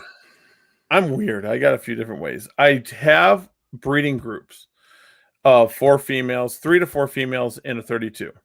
Now, every one of them groups will be all the same genetics. It will be all raptors, all radars, all eclipse, all this. So if I don't get to find out who laid what egg, it's all the same genetics. 99% of the time, them are wholesale animals. They go to my pet stores with genetics known. Like, these are raptors, these are het raptors, these are this. And then my individual females go in. And people are going to be like, oh, you're mean. I've tried the 32 quart on a single female. They do not gain their weight back. They're slower eaters. I put them in an 18 quart. Boom. They rebound. They don't lose weight. They're eating. They're laying their eggs. I give all my groups. Now, my large groups get a huge Rubbermaid with cocoa fiber in it. That's what they get with one hole in the top. And then all my females get a smaller one for the 18 quarts. All my males get cocoa fiber hides unless they have issues. When you breed on my level, you get prolapse, and then you can't give them cocoa fiber hides. And then usually I retire them breeders if they prolapse. Sometimes I don't. Like, oh shoot, you're on your 15th female. Now I know why. I know why. And prolapse is just it hanging out. So it doesn't have to be for a length of time. So I could just get a prolapse male and I'm like, okay, put him out, and an hour later it's back in. But it still was prolapse. So then sometimes males don't do good with cocoa fiber hides. Sometimes they won't eat. And my males are on the other side of my room. So they're away from females because sometimes they won't eat. I have a male radar, and he just every time I breed him after two females, he stops eating. And I literally got to soak him and wash his cage and and put him on the other side of the room, and then he'll start eating again. He's the stupidest male. Now, here's another question. Do you introduce your males to your females or your females to your males? I always put my males to my females. Okay. Because, some people do it I've seen videos of people doing it one way and people doing another. I put the males in with the females, too. The reason I do that is females can stress more. Males tend not to. And if I'm only transferring one male to each cage, I'm only touching one animal instead of going, okay, these animals need to move. Oh, now this animal needs moved. And I'm moving tons more animals instead of just one animal. And that's my reason. And I want my females, because males don't care. They will breed anywhere. They don't care. But a female could be unreceptive if I put them in a male cage and they're like, wait, what's this? I don't want to, what's going on? Yeah. So I tend to lead the females, and that's just with what I've seen, over my time, that I get better odds, and I don't wait for them to breed either. I literally, when I'm cleaning, here, you go in this cage, and I clean, and I'm like, oh, you stay there today, whatever. Then tomorrow I'll put you up. I've never had an issue. The reason that you see fighting usually is someone that puts their animals in a tub with nothing else, where the female can't get away, and so there, breed. There you go. Just have fun. So I don't do that. No, I keep everything in the female's cage. I keep the hide in there, and she can get up high or get in her hide and get away from them.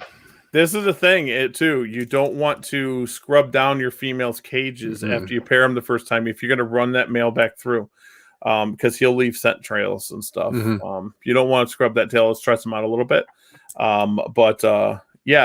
During breeding season, I do not touch. Well, I can't say touch. I scrape.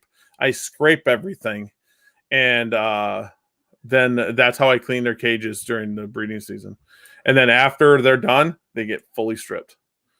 And then they're good. Now everyone's gonna be like, "Oh my god, my animals don't lose weight." Well, most of them, they don't lose weight.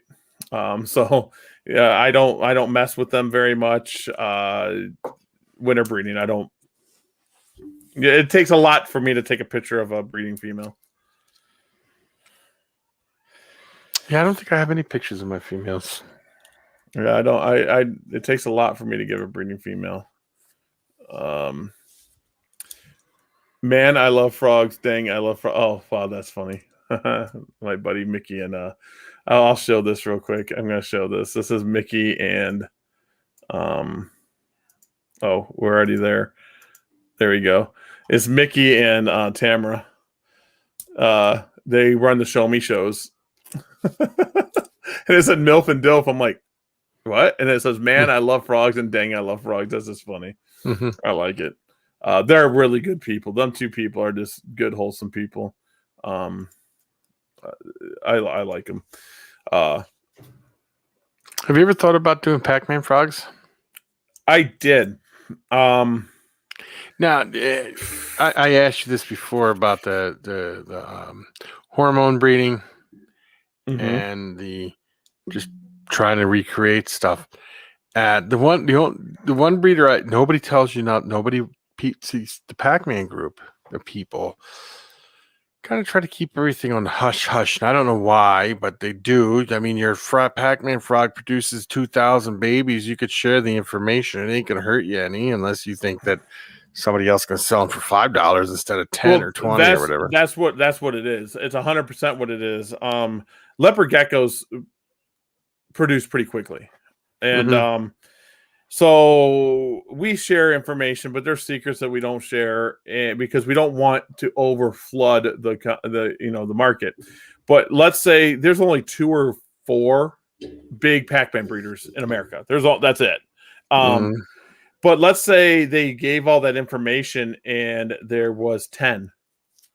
There'd be more Pac-Man frogs than you could ever deal with. I mean, you get 2,000. Let's say you get 2,000 per. I don't know if this is the right number or not. 2,000 baby frogs per female, and you got 10 females. That's 20,000 frogs. And let's say most of them live, and you get 15,000 frogs per breeder.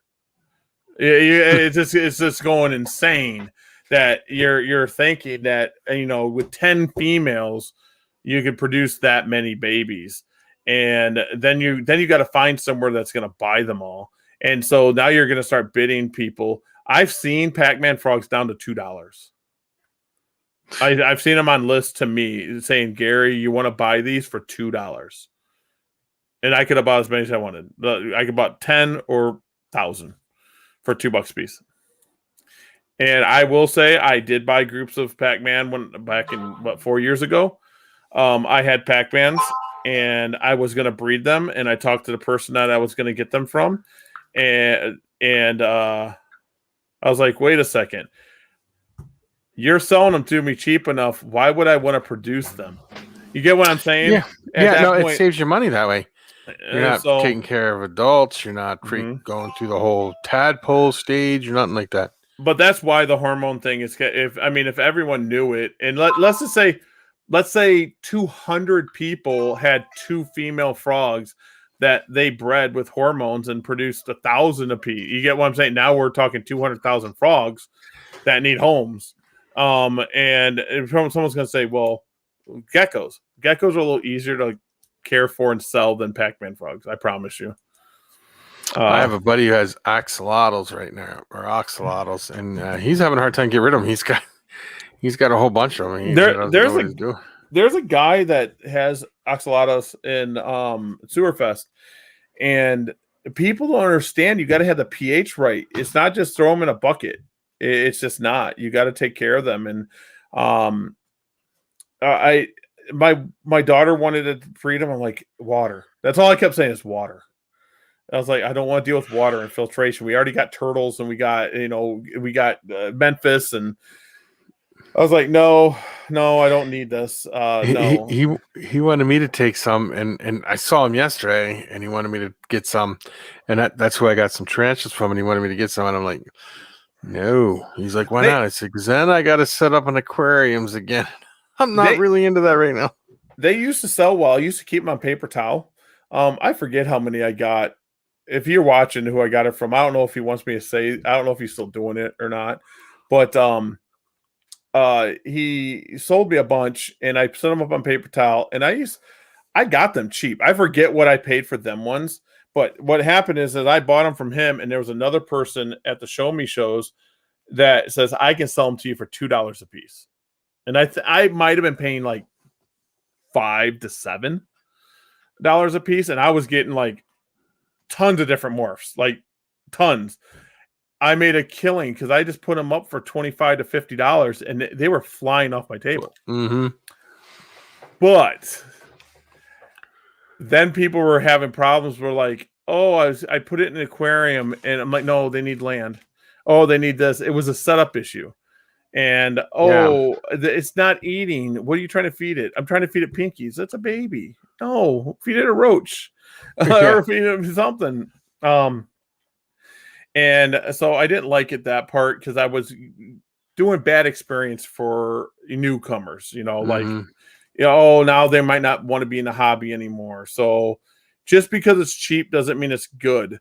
Leopard geckos, I can talk someone through it. Like, okay, you're too cold. That's why they're not eating. You're not going to kill it. Just raise up the heat, and it's going to eat. That's another reason why I don't know if I'm going to do leaf tails as heavy as I want to do satanics. But how do you take them to shows? You look at them, they die. Yeah, no, I get you on that one. I like the cave geckos, though. I think they're cool. I'm going. If Wally's still listening, he's going to love this. You want to know why I'm doing cave geckos? Why? Wally said on a live one time that cave geckos are better, and this is fun, guys. Don't think I'm teasing Wally. Are better than leopard geckos because you don't need heat. And guess what? Cave gecko's a leopard gecko that doesn't need heat. That's the only. There you go. The only reason I'm doing it. I'm like, I was like, I'm all about it. I do have a question for you though before we go on to this other question here. Now, if you have a leopard gecko that's not eating, what would you recommend to somebody? Because I'm sure there's people out there that got these questions. Like, what would you recommend? When you don't have a leopard gecko eating, there's a few things that you want to review. Okay, how often are you handling it? First, how often? Because no matter what anyone says, geckos do not want to be handled. They might tolerate you handling. They don't want to. They're not sitting in their cage going, when is that big hand coming back? Yeah, they're not doing that. Pick me up today. No. So that's number one. And then number two, you want to make sure the hot side is hot. You don't want it at 80. You don't want it at 85. I mean, you put it up to 90, 92 on that hot spot. And it was like, oh, God, 90, 92 is fine. I even go 97 because it can go away from that hot spot. Okay. And that's number two. That's the first two things come out of my mouth. And then I always say, do you keep mealworms in a dish for it? Just throw some mealworms in a dish. Keep it there. Crickets tend to get away. Geckos get lazy. So give it a dish of mealworms. They like roaches. Try different prey. Hornworms seem like crack to them. You can get tiny hornworms. I have no clue why, but I think everything likes hornworms. But that's the number two. The two things is handling and temps, and then misting down the cage. Everyone thinks it's a desert animal. It doesn't need humidity, and it does. Other than that's basically it. And most of the time after the handling, they're like, "Oh, I've been handling it every day." Okay. You can, but let it settle in and get eating, and then handle it every day. Once they get to eating, we handle it every day. It'd be fine. Yeah. And what is my favorite bird? It's kind of hard. My wife has a Moluccan cockatoo. I love cockatoos. I like golfing cockatoos, but they're loud. Yeah. But my favorite bird I haven't had in a while, and I had an incident. I don't know if I told the story on Fauna Radio yet, but I told it on my. I don't even know if they're up. I got to re-upload them somewhere. When I was doing my. Who is Gary podcast, and I have 6 parts, but I had a cherry head conure. And how I got it as I was running a Pet Supply Plus, and this cherry head conure, I sold it and it bit someone and gave them stitches. So I wasn't running the Pet Supply, but I was running like the animal section, and I was 20, 21, I forget. But I was in charge of all the animals, what came in, and I was selling stuff, dude. You don't even understand. I was selling stuff, but it gave stitches. My boss came up to me and goes, "Get rid of that bird." I'm like, "What?" And he goes, "Take it home," because it liked me. So I got him, and that was my favorite bird for years. And then I got Sheba, which was a cinnamon husky. It was thrown out of a car. And Thug, my bird, was not a cage bird. He could go in his cage when he wanted. He could come out, fly wherever he wanted. I didn't clip him, nothing. I brought Sheba home, didn't think nothing of it. Was fine all day. And then overnight, when my bird came to fly to me when I was sleeping, come to my room, Sheba got a hold of him. Yeah, that was my fault. 100% my fault. Yeah, I have 2 that I consider. Well, 3. I like the cockatoos, of course, the golfing cockatoos. I like African grays because they're kind of intelligent. Yes. I was bit by an African gray. It pierced my hand, went straight through, all the way through, like come out the other side. But my favorite bird of them all was the myna bird. Yep, never cool. The only reason I like the myna bird is because we had one in the store that would talk in like 3 different languages. That's cool. And everything he said in Spanish was bad. I mean, bad. This guy walks in one day, and he walks up to the counter. He was like, and he was Spanish. He goes, "How much is that myna bird?" I said, "It's not for sale." He's like, do you have any idea what that thing's saying? I'm like, "Not really, because I don't speak Spanish." Well, he brought his buddy. He goes, "I'll be back with my buddy." His buddy come in, and I'm pretty sure they were drug dealers because he had all the gold and the rings. He goes, "How much for that bird?" I said, "It's not for sale." He says, "Here's $500." I said, "Not for sale." He goes, "Here's $1,000." He got to like $2,000. I'm like, "That bird is yours, buddy." That's great. But they're messy. Minor birds are very messy, and they only eat minor bird food, which is, you can't just go out and just feed them anything. They're kind of other cool birds, picky. and they're never is Amazons. Amazons are really yellow underrated naped birds. Amazon. Yeah, they're really underrated. Macaws can be intimidating, but a lot of your macaws, and people don't understand this, are really gentle. They're really gentle, like the hyacinths. They're cuddlers. Hyacinths are beautiful buns. They're my favorites out of macaws. Yeah, like Max, ours, he'll tear into someone if he doesn't know you. That's what he does. It took me like a year and a half to be able to touch him. Did you get him as a grown up already? Like, was he? Yeah, he was 20, he was 22 years old. He came from a gentleman that has cancer. He was 22 years old. And we got him, and we actually found the person that had cancer was the second owner, and we found the original owner. Because the only reason we found the original owner is he's kind of got a following on Facebook, Maxie Max or Maxie Max whatever, and YouTube, and he's got a broken wing that's permanently like disfigured, and his feathers kind of stick out. So someone's seen him and goes, "That looks just like Max," and it was the same name that we gave to this person, and now it was up for adoption. And we traced back; it was true. So we found the original owner. You own that bird though? Yeah. Well, very cool. He's here. I've seen videos of Max on YouTube.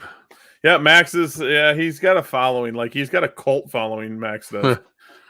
So birds are something that is dedication. Because they get lonely and depressed, and they need attention. And like my geckos, they don't care if I go in there or not. They just want food. They're just like, "Oh, that big hand's giving me food." Not even big hand. It's big things dropping food in my Yeah, the only time I handle my geckos, like you said, is when I clean the cage, or that's it. I do have my pets. I got an old male. He's from 2007. I bred him and sold him, and I got him back. So he's never breeding again. He's just my boy. Then I got my pets. I got a crested gecko that I like. He's my bud. He bites, but he's still my bud. Like I can get him out and hold him, and you put your finger up, he'll go whoop, and bite your finger. He's just like, real slow, just and bite your finger. I'm like, whatever, dude. And I like the crested geckos. They're pretty cool. Yeah. Cresteds are cool. I can't get gargoyles to breed for the life of me. I don't know what I'm doing wrong. I'm doing something. You wonder why? Because they're pretty close to being like, crested geckos to a point. They eat and do everything else. But I was like, whatever, you guys could sit in the cages here. How about tokays? Do you have any problems with tokays at all? I got eggs. I got eggs in the log thingy. I can't get them out. No, they stick to the. Yeah, I can't get them out. So I set them up in tubs too, and I was gonna build a rack for tokays, and they get like the cocoa fiber and soil down at the bottom, and I give them branches and logs, and the only time I get in there is to feed them too. They're overweight. Mine's are overweight because they get pinkies to roaches to whatever I got in my hand. They eat snails too. Tokays eat snails. Because one Memphis, I'm like, here, take a snail. Well, I forget what I was going to say now. Unshelled snail. So someone's going to say shelled snail. No, the unshelled. No. It's quite interesting. Just the whole aspect of everything. How you can get like the cresteds to breed, but you're having a hard time with the gargoyles, which is kind of strange to me because they're very similar. And I got many pairs, and I can't get eggs. I'm like, whatever. Well, I told you my plan with the which ones are going to be my big ones. What is the let's see. What is the rarest, craziest thing you've ever found in a pet shop?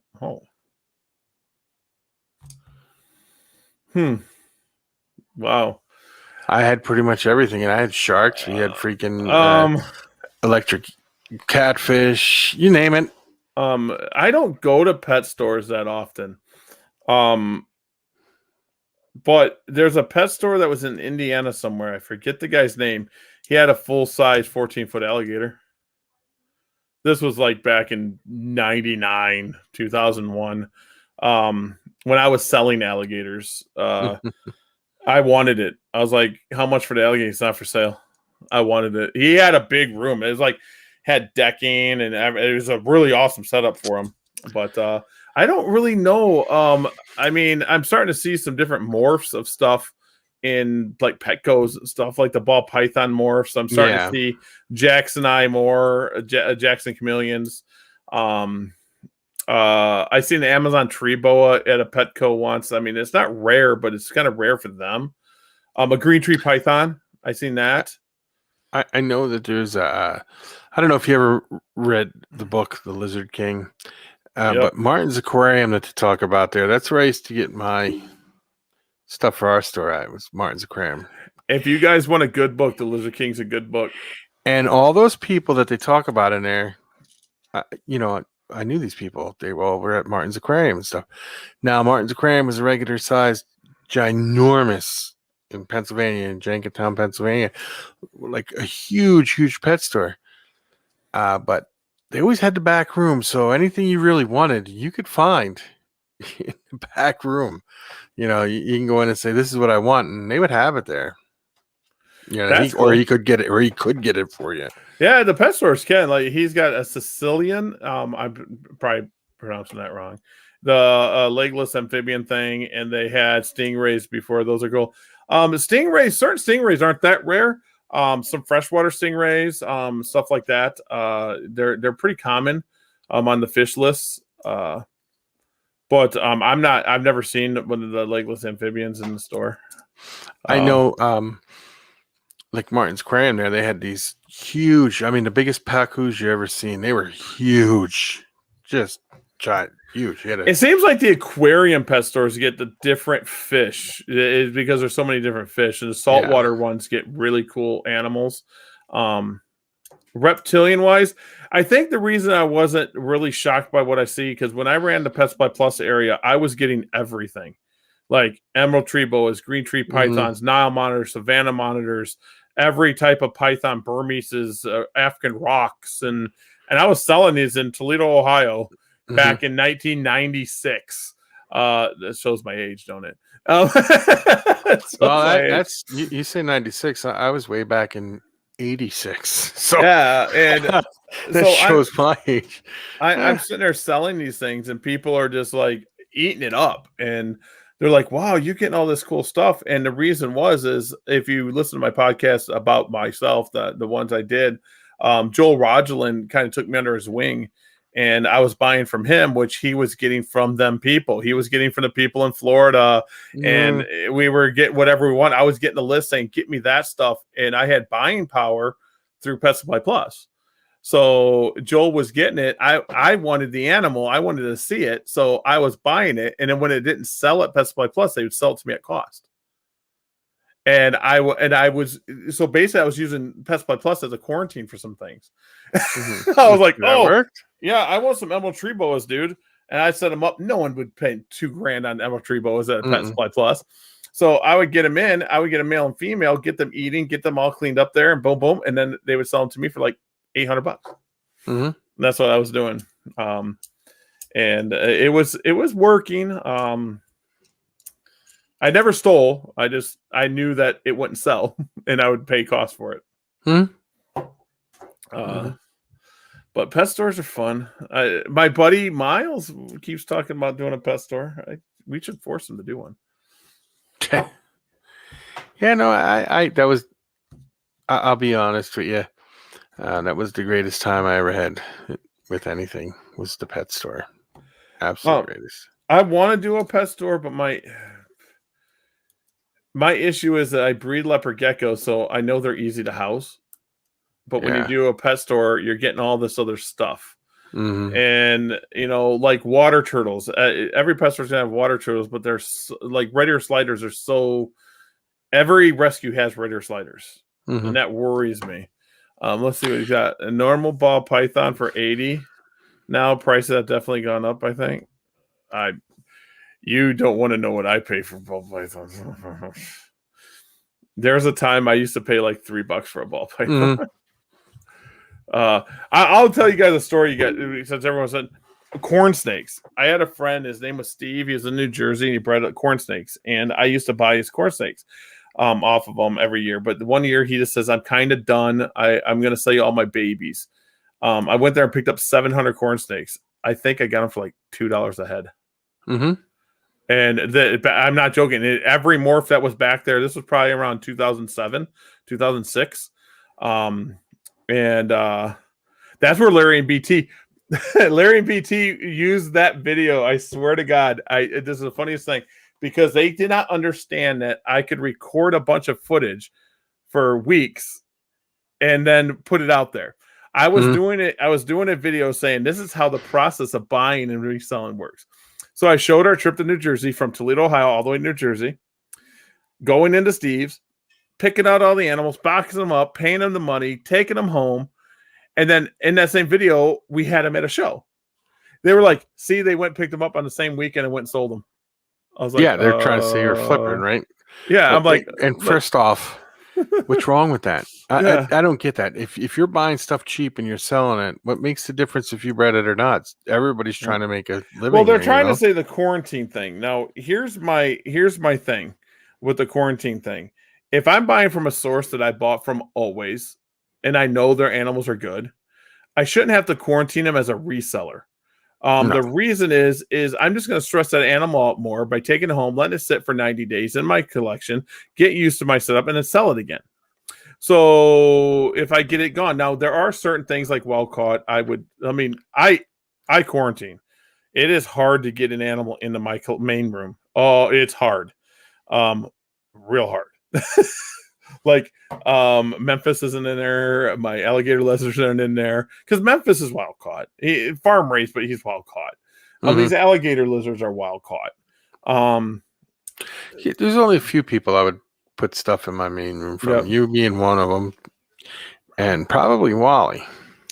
Yep, Wally stuff. Anything I get from Wally goes in my main room. Miles, unless it was wild caught. Like if Wally said, "Hey, this is a wild caught animal." I'm like, okay, like I got fanfoots. They're not in my main room yet. Not even close. They're awesome. They're eating little machines. I love them. They eat anything too. Everyone's like, they don't eat mealworms. Mine do. I have no clue what you're talking about. Mine eat mealworms, everything. Oh man, $3 for, let's see what these comments are. I remember 1980 Phoenix, Arizona had baby sharks in a pet. See, I remember the banded sharks. But they're not really a shark, right? They're a catfish. Yeah, but I had our store in the 1980s had nurse sharks. See, I would love that, but I mean, the size tank you would have to have. Well, we had 125 gallon in there, but the nurse shark, was just small. But people come in and buy that, and then you think, you got to explain to them, you're going to need a huge. They get pretty big. Yeah, exactly. That's what I'd worry about. And then, oh man, $3 for a ball python. Oh, geez, I'm not joking. There's 3 different levels. I don't know if Andrew agreed with this. There's 3 different levels of buying. There's retail. There's wholesale. Then there's the back door. And the back door is sometimes a good door, but sometimes can be bad due to the fact when you buy it, they want you to take it all, and then it's like you don't know. you want corn snakes, and the guy's like, I wholesale corn snakes. You want them all? I'll give you a better deal. Don't tell anybody though. That's the back door. That's the back door. Don't tell anyone how low we sell it. And I tell people that all the time. If I sell something to them too cheap, I'm like, just don't. You'll never get a deal from me if you tell them what you pay for it from me. But if you don't, you'll continue getting good deals from me. I don't want to crash my market. I don't want to crash the market because it is it's a business to me. But I mean, there's a few people that could crash a market. Okay? Sure, there always has been a few people that there's a few people that produce enough animals and produce the right lines that have the name. If they say it's a price, it's the price. So let's say John, because John knows I don't mean anything by this. Let's say John decides to sell fire bulbs at $100 a piece. That's the new price. Exactly, Kenny. Oh, Solomon Island ground bow is for $20, which I could. Dude, Kenny, I cannot believe what ground bows go for now. I know. I was selling them in the store for $69.99. I mean, and ready for this? I seen someone posting that they bought one at a show because that's all they could afford, and they're what, $150, $200, and they had it, and they're like, "How do I take care of it?" And a picture in their hand. I'm like, "That's a cool animal, but what are you doing? Why would you buy that if you don't know what it is?" I'm like, "Oh," and I cannot believe the ground bow price is so much money. It's like everything else. Everyone goes, "Did your gecko prices go up this year?" No. It should, because the freaking lumber went through the roof. Yeah. Geckos are weird. I have $500 in scrap here. $500 scrap. She's got about 2 pieces of wood in her hand. $500. Exactly. And that's what I'm saying. Like, my geckos, if you look, like, my best stuff is at a certain price, and then my average stuff's at a certain price. I don't even look at what people spend. Yeah, here you go. Some wood. I'll sell these 2 pieces of trim at $1,000. You want it? There it is. I'll make you a deal. $500. No. My buddy posted up like a really small deck and said he put up its $2,000 deck. My fingers just like cut off. Yeah. Oh yeah, because you're a nail color. I seen a guy posted a picture on what was it? A picture on Facebook of a pickup truck. He had 3 2x4s in it. He goes, "I don't want to flaunt my wealth, but I paid cash for those 2x4s, man." That's just funny. I can't believe what the prices of stuff goes on. Wasn't you talking about something that was $150K for something the other day, a camera or something? And I said I would have did that, but I bought some lumber today. Oh yeah. I've been looking at more camera gear. I'm trying to get pictures of my geckos. I need a 35mm lens. I don't have one. Yeah. So you guys want to donate 35mm lens to me? I can use EFM or EF lens mount. So 35mm, they cost like $600 the one I want. So if anyone out there just want to buy me one, like these, I should sell these. Like, I got kit lenses here. These are nothing. Here's another one. These are nothing. Hold on, I don't even use what them. I got here. I got a camera right here as we speak. Let me see what lenses I got. Not many. I got my little. Yep, that's the same one here. Yep. And then you should have one of these too. Yeah, this is a 15 Whose to camera 40. is that? Yep, same one. Whoa, 18 to 55. Yeah, well, it's technically Becky's camera, but like, see, I got stuff like this Would you for like my one? rigs. No, thank you. Why not? I don't like them things. They're nasty. This is something else I got for my You rig. just don't want everyone to see your funny silly. It's an external monitor that goes on the camera. I don't have one of them. I use it at wildlife footage and stuff like that. I'll buy you one. You eat this. I don't know what else I got. I don't have nothing else on here. I got little nibba jobbers. What are they? These. I got these because I could take these off. They build rig. They're from small rig, so my camera goes into a cage, and then I can either put where I can screw this onto something, or I can put this bottom piece on, and then it can go into a hot shoe or cold shoe, and then I can mount another thing on that. So these, I call them thingamajig. I don't know what they're really called, but I got like 6, 7 of them because I put a cage together, and then I can take something like this here, and if let's see if I can find all my stuff. I'm dropping stuff everywhere.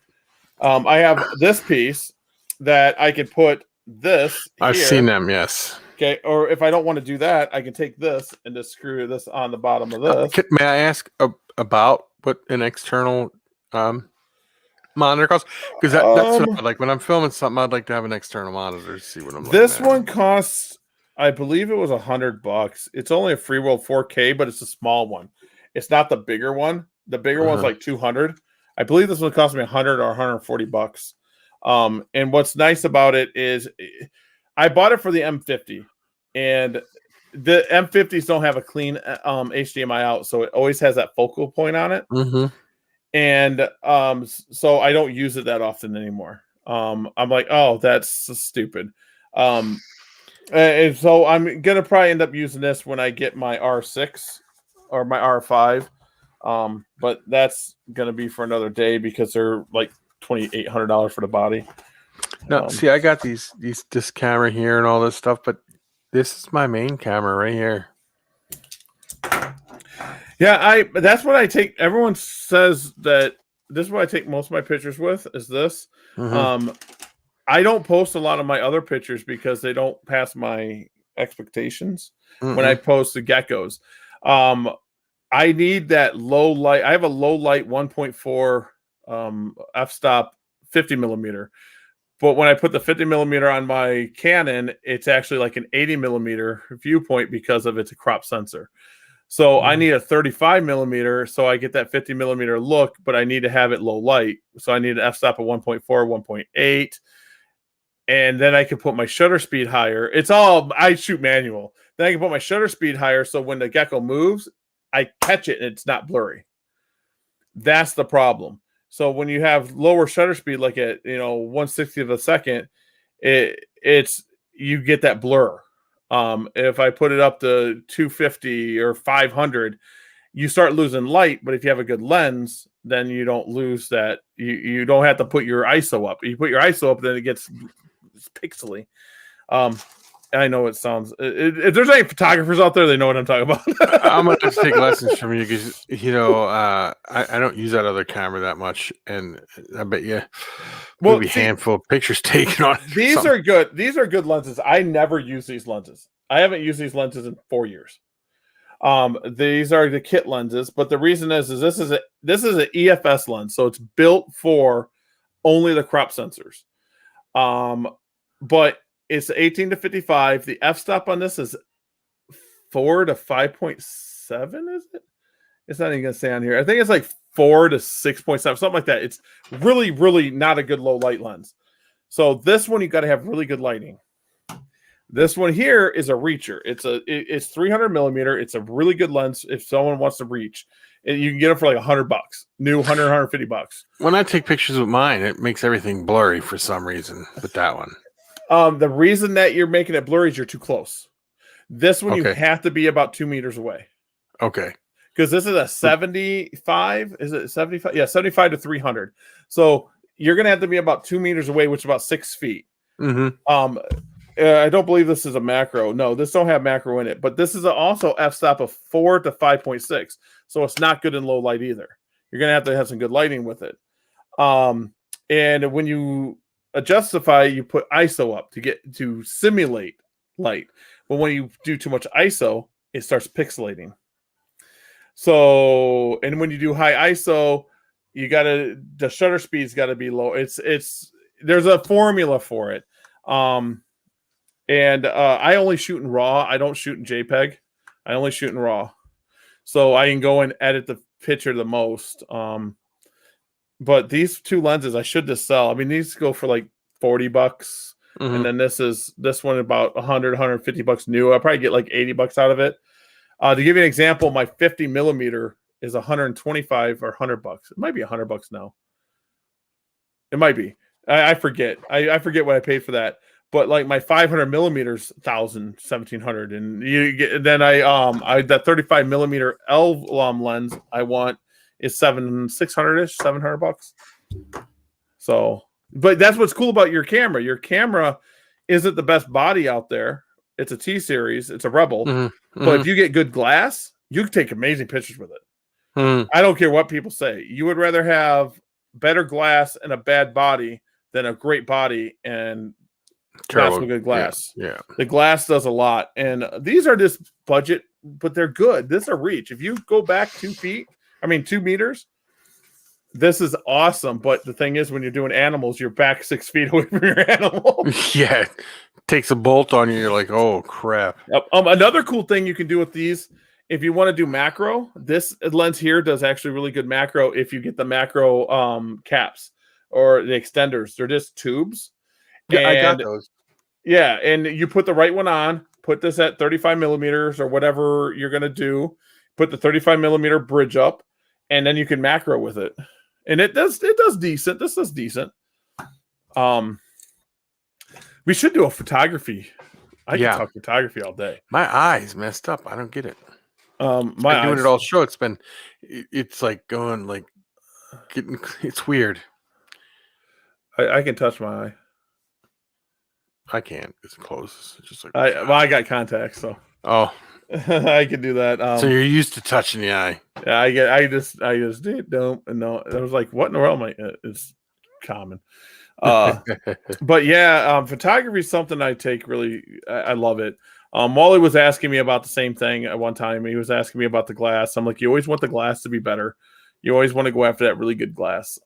Yeah. L series Canon makes better glass than Nikon. Nikon's not good at glass. Sigma's decent. Their art series is pretty good. And then you got Tamron, which if you can't afford the Sigma or Canon, Tamron is, I guess, okay. But Canon L series glass. Oh, there's Wally there. Wally's back. We were talking about you, Wally, man. Yeah, we were.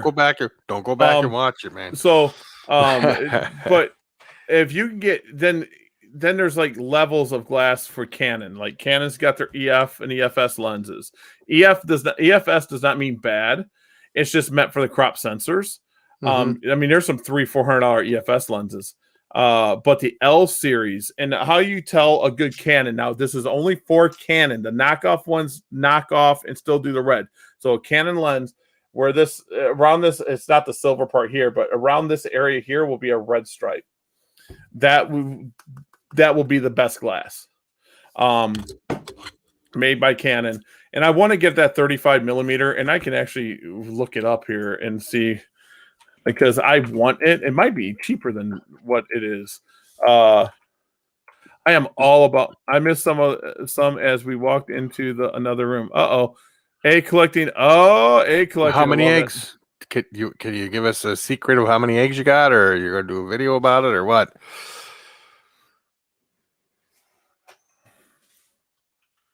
$35 mil. Let's see. I'm going to see what 35 millimeters going for. Well, here's an EFS 35 millimeter. I don't want that one though. I want the L series. Right here it is. This is the one I want. I will show you guys on my handy dandy. That's the actual lens I want.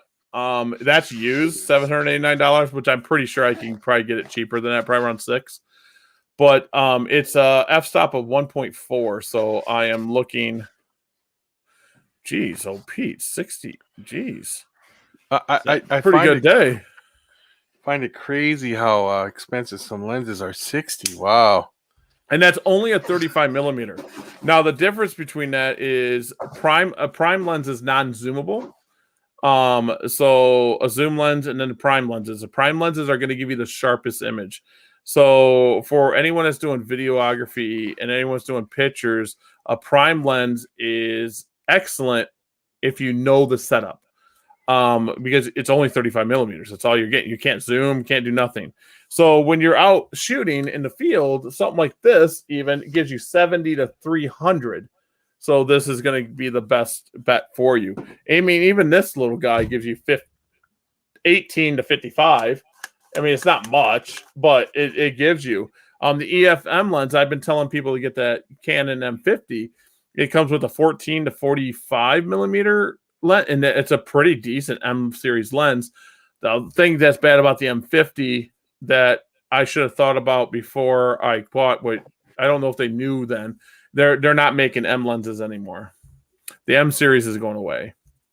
So the M50 Mark II is the only thing that they're going to do. They went to the R series now, which is in RF lens. No, is it RF? Yeah, it's RF lens. So, but I do really want this lens. I want this lens. It's a wide angle. And when you buy, another thing you want to do when you buy lenses is you want to get lens stability in them. like the 50 millimeter does not have it, so it's not good for video. And I think I've told Wally this before. He says, so little was looking at macro lenses today. I know the best macro lenses is made by Canon and Sigma. But you want to look at the distance that the macro works. Some are like a foot, 10 inches, 18 inches. And what they mean by macro too, you can actually fake macro. I know this sounds really weird. You can take, I wouldn't use this lens. This lens wouldn't do it. But if you take a decent lens, like a 50 millimeter, and you're steady hand it or put it on a tripod, and you take a picture as close as you can, and then you take it in RAW and not JPEG, then you could take it into Lightroom or another photo editing program, and you can zoom in on that, and it's not going to pixelate. So it fakes the macro. And that's how I get a lot of my macro shots, because I don't have a good solid macro lens. But the thing is it's not as accurate, because sometimes you zoom in and it's like, oh, it's pixelated or it's fuzzy. That 35 millimeter, I need to go play with it. I can probably go rent it at Camera Corner. If they allow Canon lenses, it's pretty expensive lens to rent out. But I need a 35 millimeter. I also need a 10 millimeter. If I'm going to start doing YouTube heavy, I need that 35 millimeter. So you guys want to donate a lens to me? Come on, guys. Donate Dogecoin. Yeah. Hey, that's what we could talk about. We're going to see if we can do that other show. It's going to be like, I got to figure out the name and stuff, and we'll talk about anything and everything. That's going to be kind of a fun thing to do. But I think we should do a thing on photography. My knowledge in photography is kind of deep. I'm not the best expert at it, but I like lens stabilization to body stabilization, what the difference is, what a crop sensor is to a full frame, why you want full frame or why you want crop sensor, because your Rebel's a crop sensor. There's nothing wrong with that. People are like, oh, crop. There's nothing wrong with that. All it is the sensor that is behind actually takes a picture smaller. So the field of view, you got to times everything by 1.6. So if you put a 10 millimeter on there, it actually has a field of view of 1 or 16 millimeter. So every millimeter is times by 1.6. Okay. You can buy speed boosters. Now this is really weird. I think most speed boosters are 1.5. So you're still not getting exact. But I don't like speed boosters. It's just like plumbing. The more stuff between this and the lens, the more connections, the worse it's going to be. It could be shaky. It could be anything. And that makes sense. My favorite lenses are Sigma, but the reason is they're affordable for me. To give you an example, 600 millimeter prime lens from Canon's $20,000 for just a lens. I can't afford that, but I can go I have a 500 millimeter Sigma. It's a couple $1,000s. And I want to get the 600 millimeter, and I can't find a 600 millimeter prime that's not Canon. But they do have the RF versions now, but the RF bodies are so expensive for the good ones like the R6 and R5. They're $2,500 and $3,000. But their lenses are cheaper. The RF lenses made by Canon, they're making them cheaper, because the mirrorless cameras that they are better at low light. So they can make an f-stop 11 and it'd be still good. I have so much. I mean, I have a little point and shoot sitting right here. Look at a little Sony. We got to do a camera one. I get all my camera gear out and I can show people, and we can do like a field herping thing like I did the other night. But Wally, the best thing to do, honestly, is YouTube's your friend, like you already know. And I looked everything up. Becky calls it YouTube University. I do have courses I took on udemy.com. I tell people, if you go on udemy.com, you want to learn photography, they got a lot of great courses on udemy.com. And if you can't afford the $100 to $150 it is, which I didn't pay that either, if you just register on udemy.com and put the courses in your favorites, they usually go on sale once a month. and they'll have like 90% off. So you get a course for like $11, and they're worth it. They're worth it 100%. They'll give you little tricks to the trade. Like, I learned on Udemy on my course how to try to see how this has a little bit of fuzz around it. When I move, I learned how to take most of that out. And now how to do it, I didn't know this, is if when you go into your cam and pick here and go to green screen, you scroll all the way down, it's fade. You can mess with the fade a little bit and you can make it more crisp. So I learned that, and the lighting for green screens is different. How I put my umbrellas now is a little different.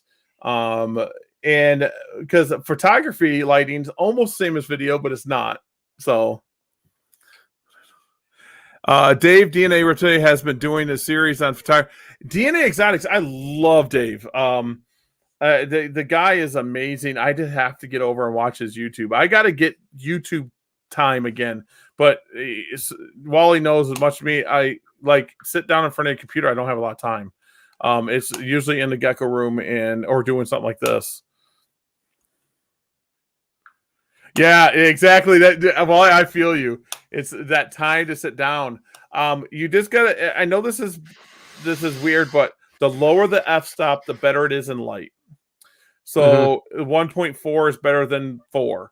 The lower the f-stop, your camera can control the f-stop most of the times. So if your f-stop is 1.4, that's going to be the lowest it can go, or the highest. How you want to look at it, and you probably go up to like 11 or 12. Like my 50 millimeter, I can go up to like 20. Is it 22? I think it's 22, but it goes to 1.4, and so I can basically take that 1.4 and almost shoot like where it's very little light. Go outside and it looks good. It looks better than your naked eye. And then prime lenses are where it's at. Now, the thing with prime lenses, there's no zoom. So if you're used to using that zoom, you can't with the prime lens. But the prime lens will give you the most crisp picture or video made. And with the M50, the 4K is that we crop a lot with the 4K. As we know, it's already a crop sensor. So I don't use 4K on my M50. I only use 1080p or 720 at like 120 frames per second because I want that slow motion to hit. And prime lenses look so good on the M50. The M50 is a powerhouse camera for $500 or $400, whatever it is. It's a powerhouse of a little camera. Yeah. The people at the zoo laugh at me because they're taking their bigger Canons, and I got this big lens with the M50 on it. I'm like, dude, you don't even know. That's all I say. I'm like, you don't even know. You don't even know. The M50 is just a little powerhouse of a camera, and yeah, if you put a 22 millimeter lens on it, you can stick it in your pocket. It fits in your pocket. You walk around with it. But I can even put together like a kit package for $300, $400, $500 for people that want to do photography. It's just, but Dave DNA, that dude, he knows photography. He takes some amazing pictures and video. His pictures.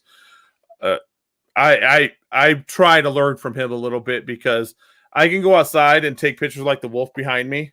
I can take pictures like that, and it looks amazing. I StreamYard and YouTube's cutting down the product, but you can see the hairs in the individual hairs. But then when I put my geckos in my light box, I struggle. I literally struggle. Now, if I take them outside, it looks great. But I struggle with the light box. It's lighting. I got to learn that lighting. You got to learn that technique. That's what I was going to say. Like with my light box too, it seems to not. I got to figure something out how to do the pictures because they don't seem to come out as good as without the light box. You want to diffuse the light. That helps. You don't want to cut the light. You want to diffuse the light. So soften it. And sometimes a little thin piece of nylon, not nylon, but like that plasticky white stuff. I can't think what it's called. That works. Because if you're getting that hard shot, my problem is I set up everything and then they're blurry. But I could take that camera outside and hit shots like that one I got behind me. And I can hit them all day. But I come inside, they're blurry, and I get so frustrated. I mean, I get frustrated. I do too. So, And I think we're going to stream in 720 from now on too. I think we're looking better at 720. is that what and you I got think, this in now? Yeah, I don't know. yeah, I put it at 720 because I didn't Yeah, want the blur, and I wanted people to be able to use their phones. yeah. The Tarantula Collective guy just did a whole video on it too on cameras, and he's got everything. It's very good at Yeah. what he does. Yeah, that's why I think that if we share information like they're doing, and we share, I can learn from these people. They can learn from me. Yeah, go over to the Tarantula Collective 2 days ago. Last week he did a video on it. On the because cameras. I might be getting into tarantulas. I might be. I just got 5 new ones yesterday. I like my curly hair. He's my bud. I hold him all the time. I got 3 of those. I don't even know if they know how to bite. I don't know if mine knows how. Oh, You'll learn if it knows how when it bites you. Yeah, he doesn't. I don't like mess with him too much. He comes on my hand. I'll crawl and I'll take pictures and stuff. But I have a guy that wants to wholesale me tarantulas for geckos. That's what he wants to do. Yeah. And I'm like, well, I don't want all these tarantulas. And then I thought, maybe will you like give me like tarantulas I want to keep as a pet? And he goes, yeah. I'm like, oh, okay, cool. So I might be getting it. I don't want to sell them. I don't think I'll ever sell them. I want to get them just to play with. Yeah, they're pretty cool. Not like the P Armenia that I got the other day. That's something you don't want to play with, And I know you said the P Lotharius, you've held those and. Yeah, I've held some crazy stuff. No, I was watching I know this is really bad, but I was watching a Bradley Assassin. He's a cryptocurrency guy. And I asked him, I'm like, what are you streaming in? And he says 720 because he's really crisp and he's really nice looking. And I said, why are you streaming at 720? He goes, when I'm 1080, the people that are on phones, which I was watching them on my phone, tend to struggle with the Wi-Fi or their data and getting a 1080p and that speed. But at 720, it looks better for them. So us seeing it on Facebook knocks us down to 720 anyway. And YouTube doesn't. But unless we're side by side with a 1080, it's going to be hard to see anyway. There's actually videos of people that take 720, like film the same thing with 3 different cameras and a 720, 1080, and 4K. You can't tell the difference. So I'm like, oh, let's try 720. I just did it off Bradley Assassin, which if you're into crypto, look up Bradley Assassin. He's a really good guy. And I took his advice and I said, let's try 720 today. And it seems to be doing better. We'll see what happens when we do the playback. But that's it why looks good to me right now. So yeah. And I wanted to put my wolf. I don't have my US Arc back there. I wanted to see his hair. That's what I wanted to do. See his fur. I want to see if I could see it. And you can. Yeah. Well. That animal is at the sanctuary. That is a wolf. Yeah, the message is for you guys. You guys don't have to private message me. You guys can talk right in the chat. I don't hide nothing. The first thing was, did you take that or did you steal it? I did not steal that picture. It's my picture. No, Wally, not to change the subject. I was going to ask him about his 60 eggs he got today. Was there anything interesting in those eggs? Like any interesting gecko eggs? Like I want geckos. I want geckos too. I like geckos. I think they're cool. If I went to Wally's place, I think I'd be in zoo heaven. Wally just seems to have a little bit of everything when it comes to geckos. I gotta say something about Wally, and this you might not like this, Wally. No, he's gonna love it. But I sat up next to him at the last show, and the time he takes with his people just to talk animals and teach animals is in awe. How much time he takes and how much passion he puts into it. And I just sat there sometimes just watching because we don't get, both of us don't get free at the same time. We get like 5-second bursts. Hey, Wally, what's up, buddy? And we go back. And I just sat there and watched, and he puts his heart and soul into it. And I mean, like we were talking about pictas, and I'm sitting there, I was telling him about pictas, and I said, you got amazing pictas. I mean, to me, the pictas are awesome. I mean, he told me a story about someone that produced pictas, and he was saying, "Oh, these are nothing, but they were amazing pictas to him." And it's just really good to be in a state that has a Wally, and Yeah, I'm kind of jealous. You guys got a Wally. I don't have a Wally. I just, when I was in Ohio, it felt like me against the world, because everyone would get upset about pricing or everyone would get upset about this. I'm like, I just want to talk animals, guys. I don't care. I just want to talk animals. And I got Miles. That's another thing. Miles ain't in my state, but that's my brother too. And now Evan is here. Dude, you need to move to Wisconsin. I mean, Evan, I swear to God, I think Evan's the most intelligent 18-year-old kid, or 19-year-old. Is he 19? 19, I think. And the dude is, if I wish I was at his state when I was his age. I wish I knew what he knew. The guy he's genuine. Has morals. He loves the hobby. Evan is just awesome. Let's say, yeah, but Nanette has a Wally 24/7. Ask her how lucky she feels.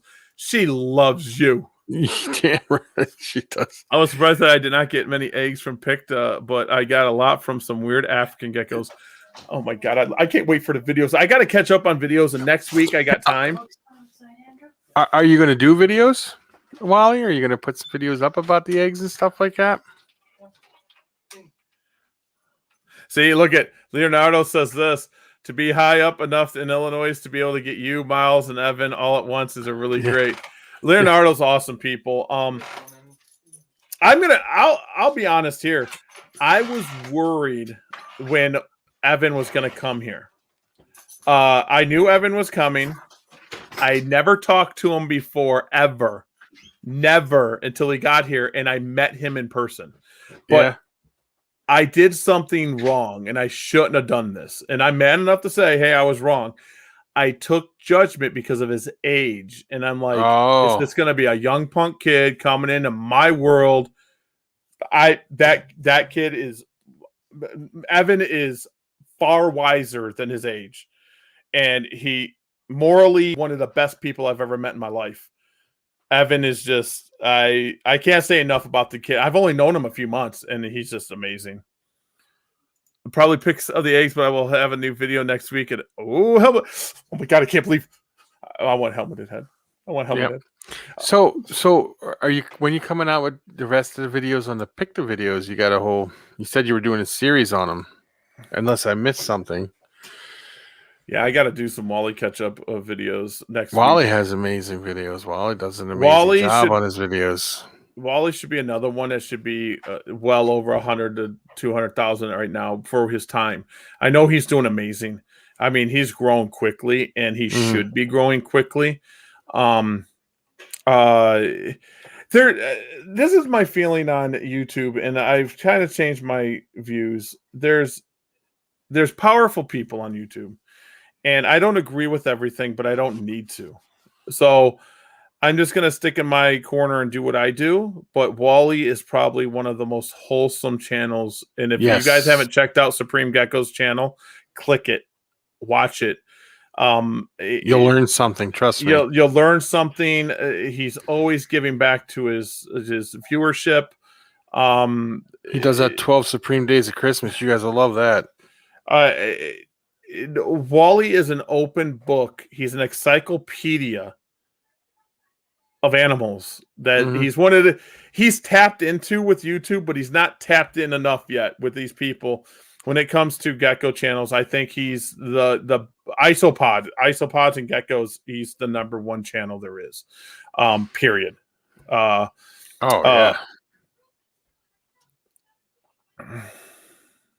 And see, and that's just Wally. He's giving back. He's the pod father too. He is the pod father. Definitely. I love how much research he does into stuff, and then then he knows it, and then he gives the information out to people, back to people, and stuff. I have to work on my channel more. I do. My channel, I just kind of my issue is the recording, not recording, the editing.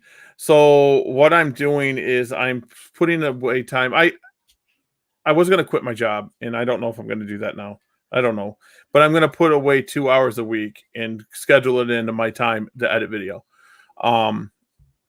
I need to get more focused and dedicated because hustle gets you where you need to be.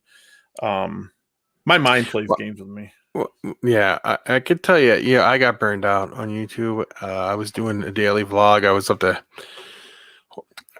600 daily vlog, and it was like, dude, this has got to stop. That's 2 years. That's I 2 know. years of videos. It was like, I got to stop. Yeah, I have like 1,500 videos, and I was like, no, I got to take a break, and then I took a break. Now I got what I would like to learn how to do is to take video from my phone and put it on my Apple. I would love to take, because this is an Android. This is like I said, this is a Galaxy Note 20 Plus, and I would love to take my video with this and edit it in iMovie. I'm going to look it up tonight for you. I'm going to look it up tonight because I know I can take my Galaxy and my iPhone and just put it to my PC. So I'm sure we can do a conversion of file because it's an MP4 on your. I'm pretty sure it's an MP4. Yeah, it's an MP4 on my Mac. Yeah. So we just got to figure that out. I'll figure that out. That is amazing. That is huge number. But Andrew, you do so. Wait, I got to click it.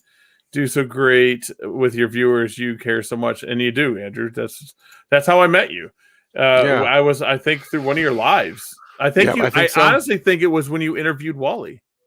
I think it was. Matter of fact, it may have been. And I've interviewed Wally a lot. Yeah. My biggest thing is with YouTube is consistency.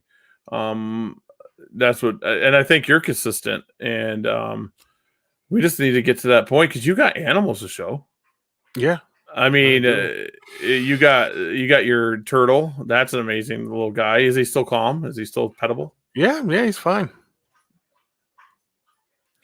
What's that? Check out the Nick Nimmin for tools editing and migrate. Oh, look at there. There we go. Let me write this down. Yeah. Let me write this down. See, there we go. Wally helping out some more. And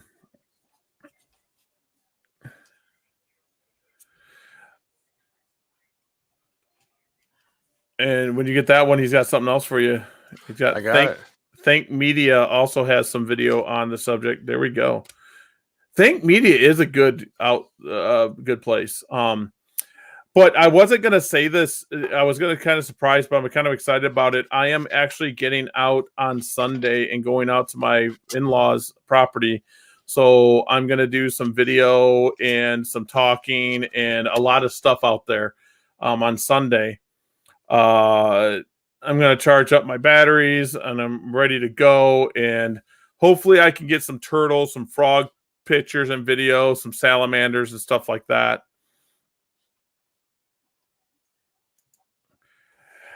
And I agree with you 100%. That's what I should do. I think that's what I'm going to do. Because when I'm out there, I was going to do like intros to different ones and like with the background of my pond and stuff.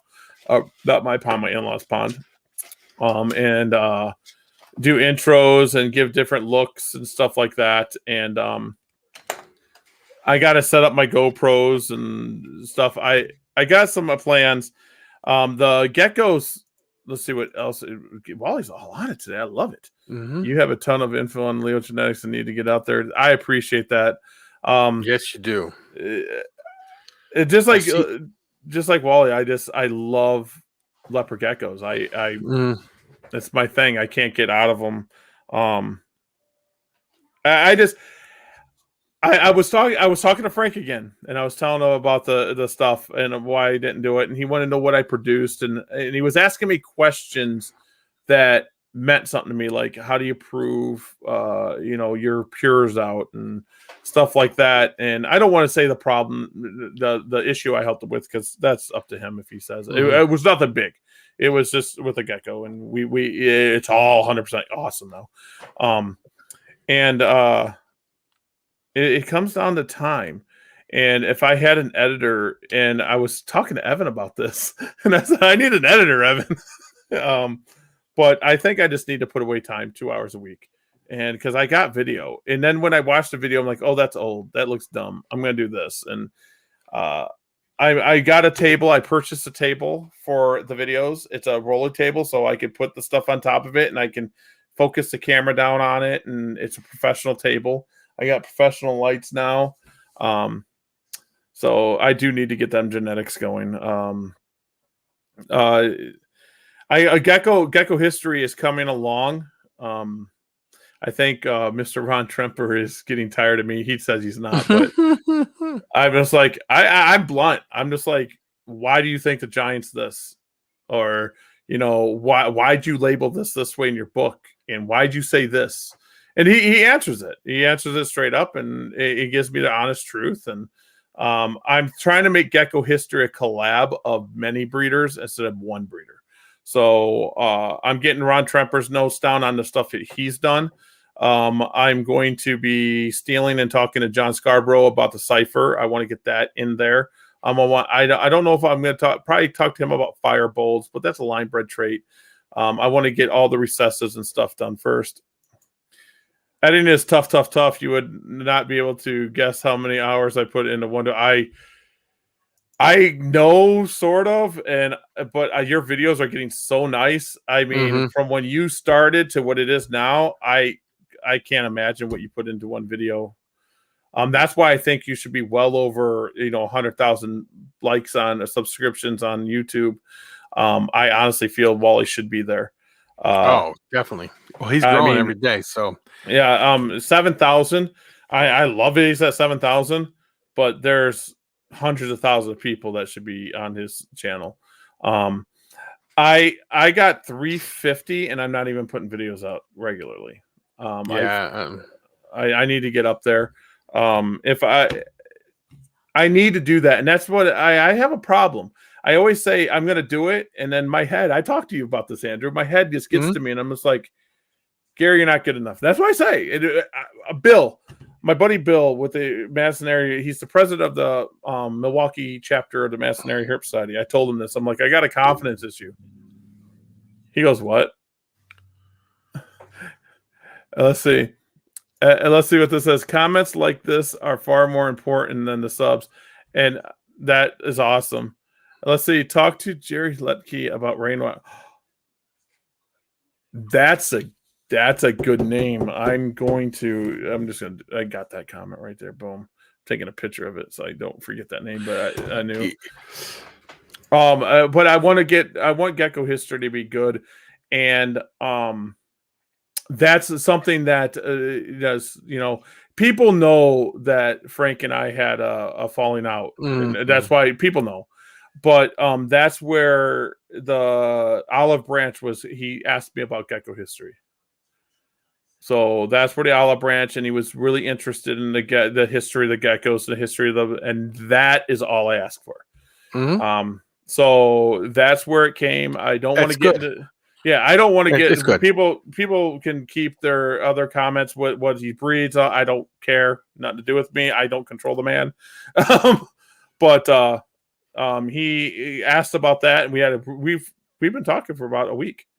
So we'll see where it goes. I'm hoping he's a really enthusiastic person. He's got an energy about him that's different. Yeah, he's a very enthusiastic guy. So like I said, he has a tool. He has a reach that could be used in a good way. So but that's how, if you want to get talking to me and if I haven't responded to you, talking about geckohistory.com or geckos is my ticket. But just remember, if you guys do message me or email me, I get hundreds a day.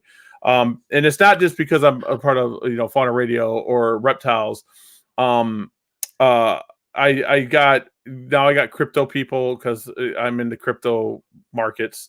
And I get tons of spam, and it's hard to go through the spam. It's so hard. You get spam?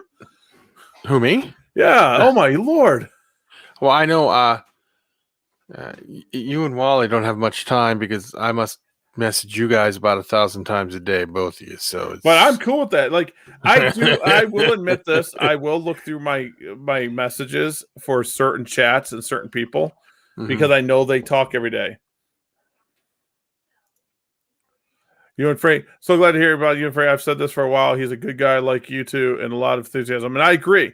I agree with you wholeheartedly. I forget what the actual olive branch was because I contacted him about something, and it wasn't bad. I wasn't putting him. I contacted him about something, but then it was like the next day he said something, and it just perked my interest, and we started talking. And then he came to me with an issue, and like I said, it's not an issue bad. It was just it's a common thing, and he was doing it 100% right.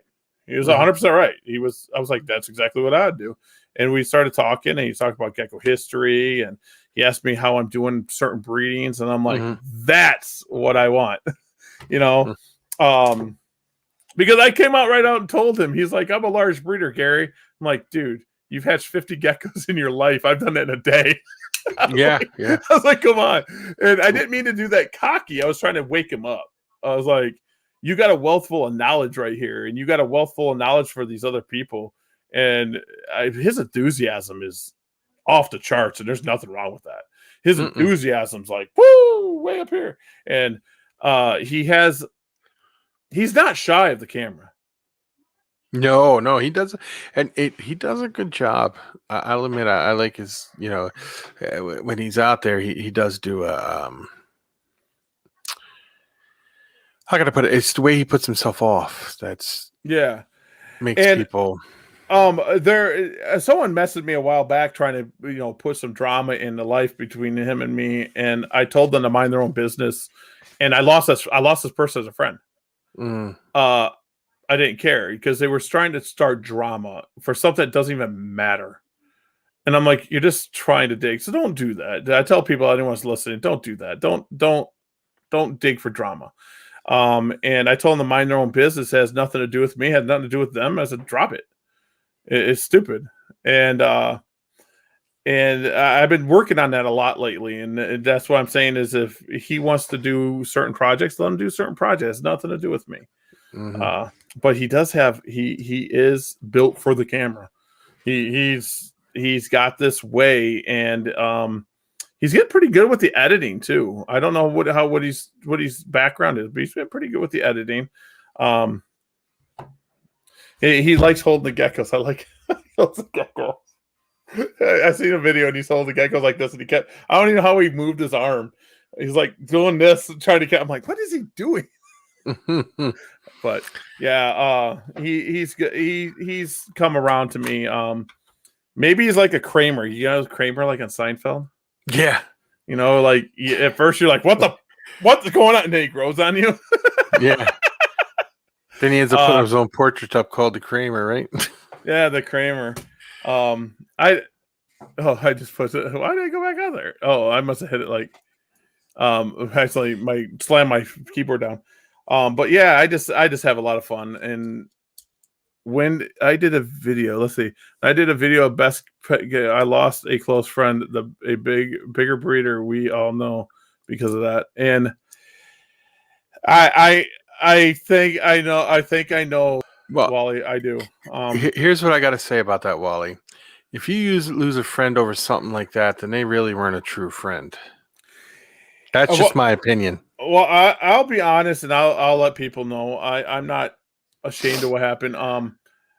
When Wally did that, it had nothing to do with me. Wally wasn't doing it to hurt me. Wally wasn't doing it to do nothing. Wally was doing it to promote the hobby. Yes, he was. That's what I was. And I was the moderator of that. Yeah. So thank you, Wally. It was fun. It really was. What was going on with me and Frank? I didn't want to be part of it. But there's no way I would ever draw a line to make Wally say it's either me or him.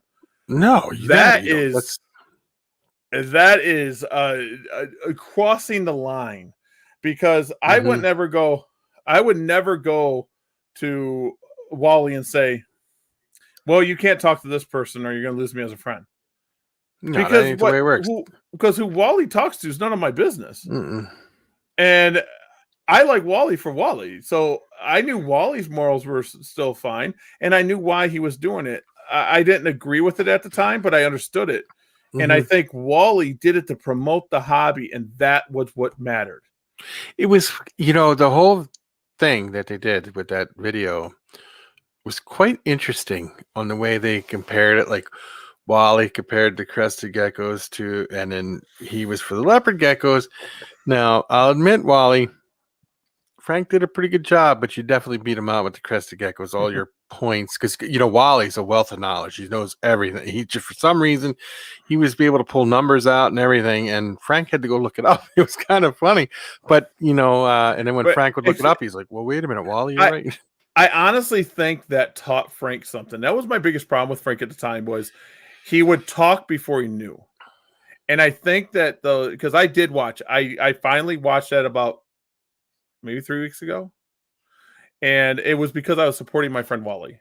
I felt bad. I was like, I need to support my friend Wally. And I think that opened his eyes, saying, wow, Wally's been in the game for this long, and I don't know that answer. So I need to look that up. Wait, what? Wally just knows it. And it kind of opened Frank's eyes, saying, maybe these people do know more than me. I need to listen and portray this differently. I don't know if that's true because I haven't watched many of his videos. I'll be honest with you. I've been in a hobby for a very long time, over 30 years, 35 years, and Wally knows way more than I do. This is what I agree. I agree with wholeheartedly. It made people get into the hobby and think about the hobby. And that's what I think both of them wanted to do. So they succeeded at it. Yep. And from two different sides. Yeah. Yes. And now now that it was brought up, I kind of really upset that anyone would stop being friends with someone as good as Wally. It's kind of, it really bothers me, and I kind of know what's going on, but I don't. And because I said I don't want to hear about it, I love Wally. Yeah, he's great. Wally's family to me. Wally is family. Nanette is family. Miles is family, and that's how Andrew's family to me. And it's just one of them things that I hate when people put lines saying you got to do it this way or I'm losing your friendship. Friends can disagree. Yeah. My wife always says, if you're going to make me pick or choose, you always lose.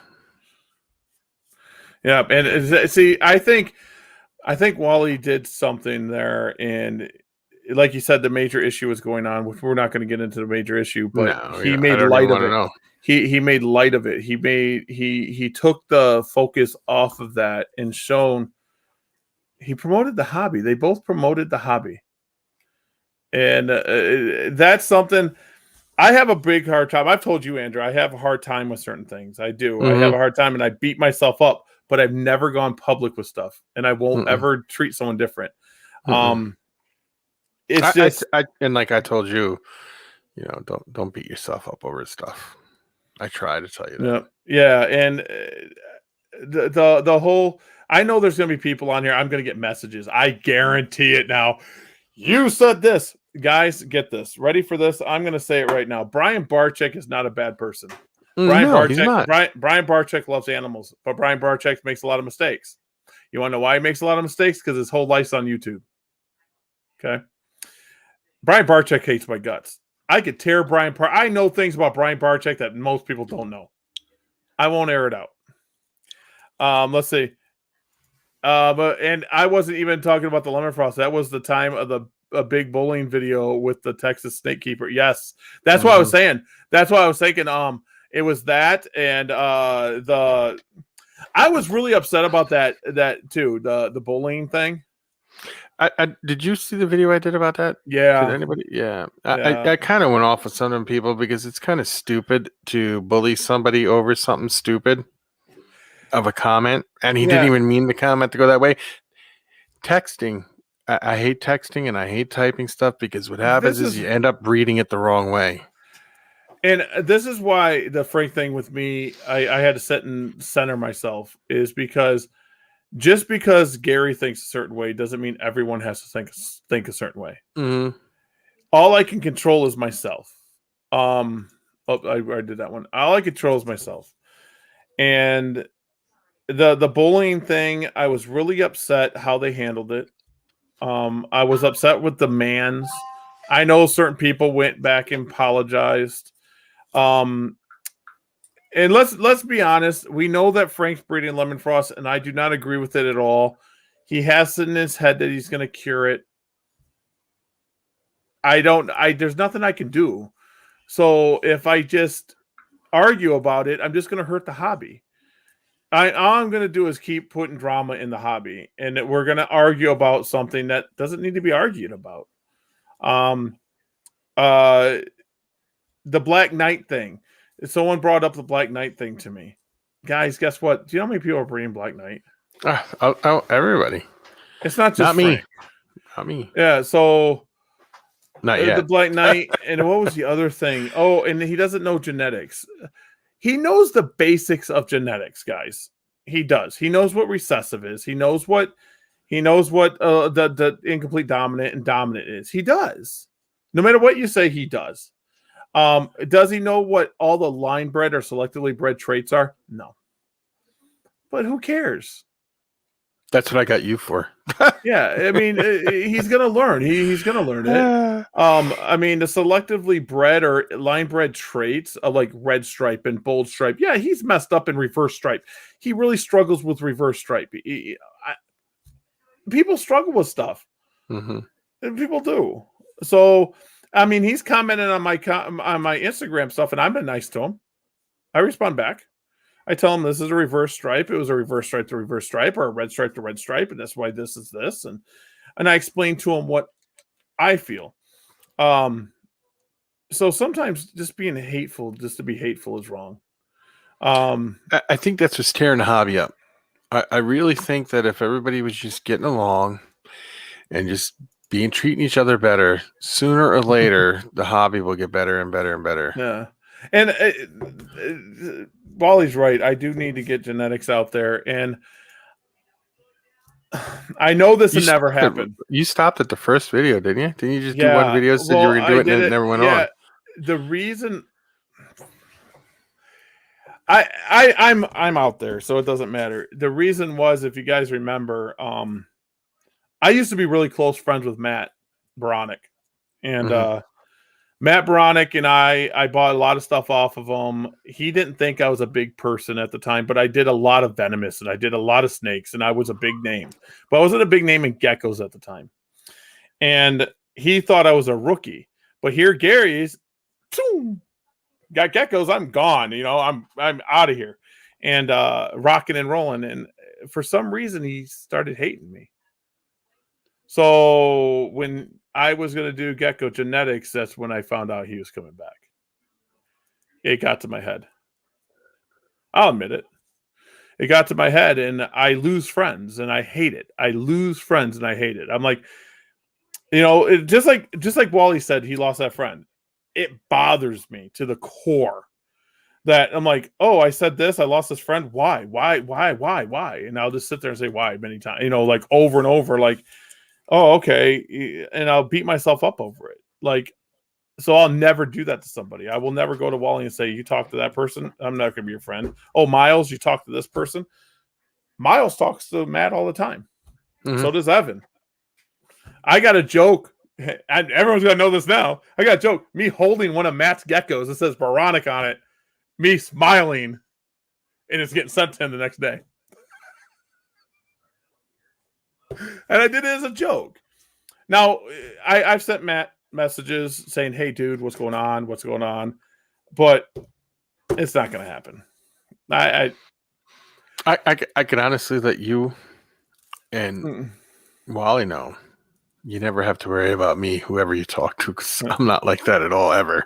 So I need to get it out of my head. And everyone says it's a mental illness. I don't know if it's a mental illness or not. I worry about things. I lose things. And before the abortion, I wasn't that way. before my girlfriend at the time, not my wife now. My wife's lovely. I love my wife. I've been married for going on 11 years here. Well, it's 10 years, going on 11 years. My ex-girlfriend had the abortion. Now I always worry about losing. So that's a big thing, and it's in my podcast. I talked about it, and then I ended it there. I couldn't keep going. I have like 3 or 4 more podcasts I want to talk about, and talk about Orner Exotics, how I got there, and stuff like that. Like David's Fine Geckos interviewed me on David's Fine Geckos. What was his show? Late night, not late night. Was it Late Night Leo's? No, Late Night Leo's Morgan. Wasn't it Golden? No, it wasn't Golden Gate Gecko thing, right? The podcast. No, I forget. Now he's gonna.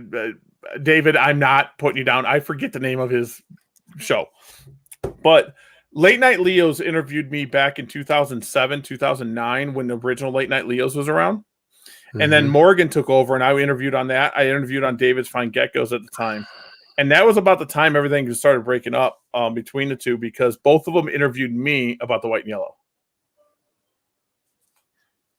So I don't know what that was. I was like, whatever. I like white and yellow, but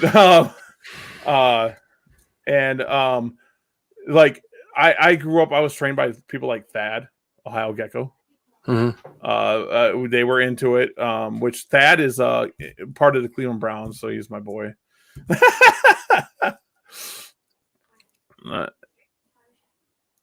Late Night Leo's. Late night. Was it Late Night Leo's? Yeah. I think it was. Right. Yeah.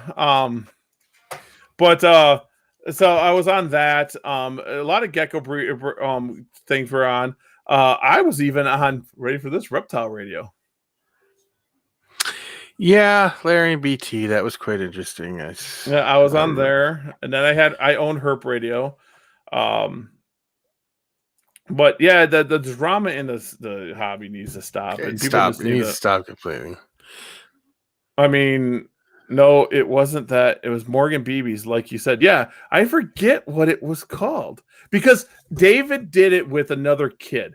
They had a falling out. There was a kid that was like 16, a young kid, right? Yeah, young like 16 kid. years old. Yeah, and they had a falling out. I forget about what. It could have been anything. I don't know. But that's when it kind of went off air for a little bit. But I can't think of what it was called. Honestly, I don't know what it was called. I forget. But I don't even know if David's Fine Geckos is in Geckos in there. It was David's Fine Geckos, right? Yeah, David's Fine Geckos is the one that hosted it. Yeah. And then there was a kid too. See if I can find something here. You can keep talking. I can. Yeah, there was a kid that did it with them. And I forget the kid's name. He was like 15, 16 years old. I forget what it was called. Oh, I mean, it's going to eat me up now. Now people are getting like Gecko History 101 with the radio stations that were all done. Gecko Nation Radio, right? Gecko Nation, that's it. Now someone else owns Gecko Nation now. I found it. I found it for you. It was Gecko Nation Radio. The reason someone else owns it is the reason I found out that someone else owns it is Gecko Nation Radio. If I go on, Tim Walton owns it now.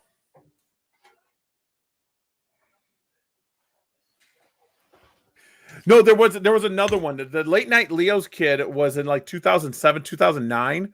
There was a Late Night Leo's that was a kid, and then he gave it. That was a kid. David had a co-host that was a kid. I don't know how many he did, but there was a big falling out, and the reason was how I kind of know is I was talking to the kid, and I was told not to. And why were you told not? Why were you told not to? I don't know if the kid was ripping people off. I don't know. Oh. It wasn't like, Gary, don't do this or we're not going to be your friend. It was more like, hey, don't talk to this kid anymore. That was the show a long time ago from the West Coast with Brittany. Yeah, I can't think of the kid. Brittany, that's who I was thinking of. Tim Walton owns Gecko Nation Radio now. I don't know who Tim Walton is. Why don't I know Tim Walton? I don't know. But he's got 11 posts, and he follows me on Instagram. So there's a lot of different like radio shows back in the day, and Late Night Leo was that one that I think I got an interview of HR 669 back in the day on Late Night Leo. I think that was the Wow, big that's a thing. long time ago. Yeah. Oh. HR 669. Then I was on Channel 11 News in Toledo for HR 669. They did a big interview with me then.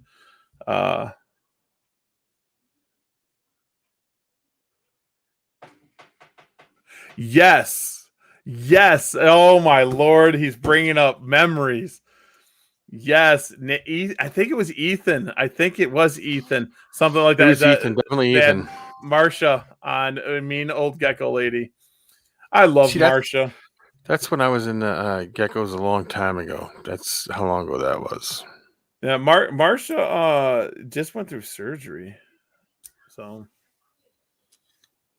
Marsha, the old school breeders, because that's something else I got to get out of my head too. Is these kids are coming in and they're like, oh, this and that, and the old school breeders don't get respect from them, and I think that bothers me a lot.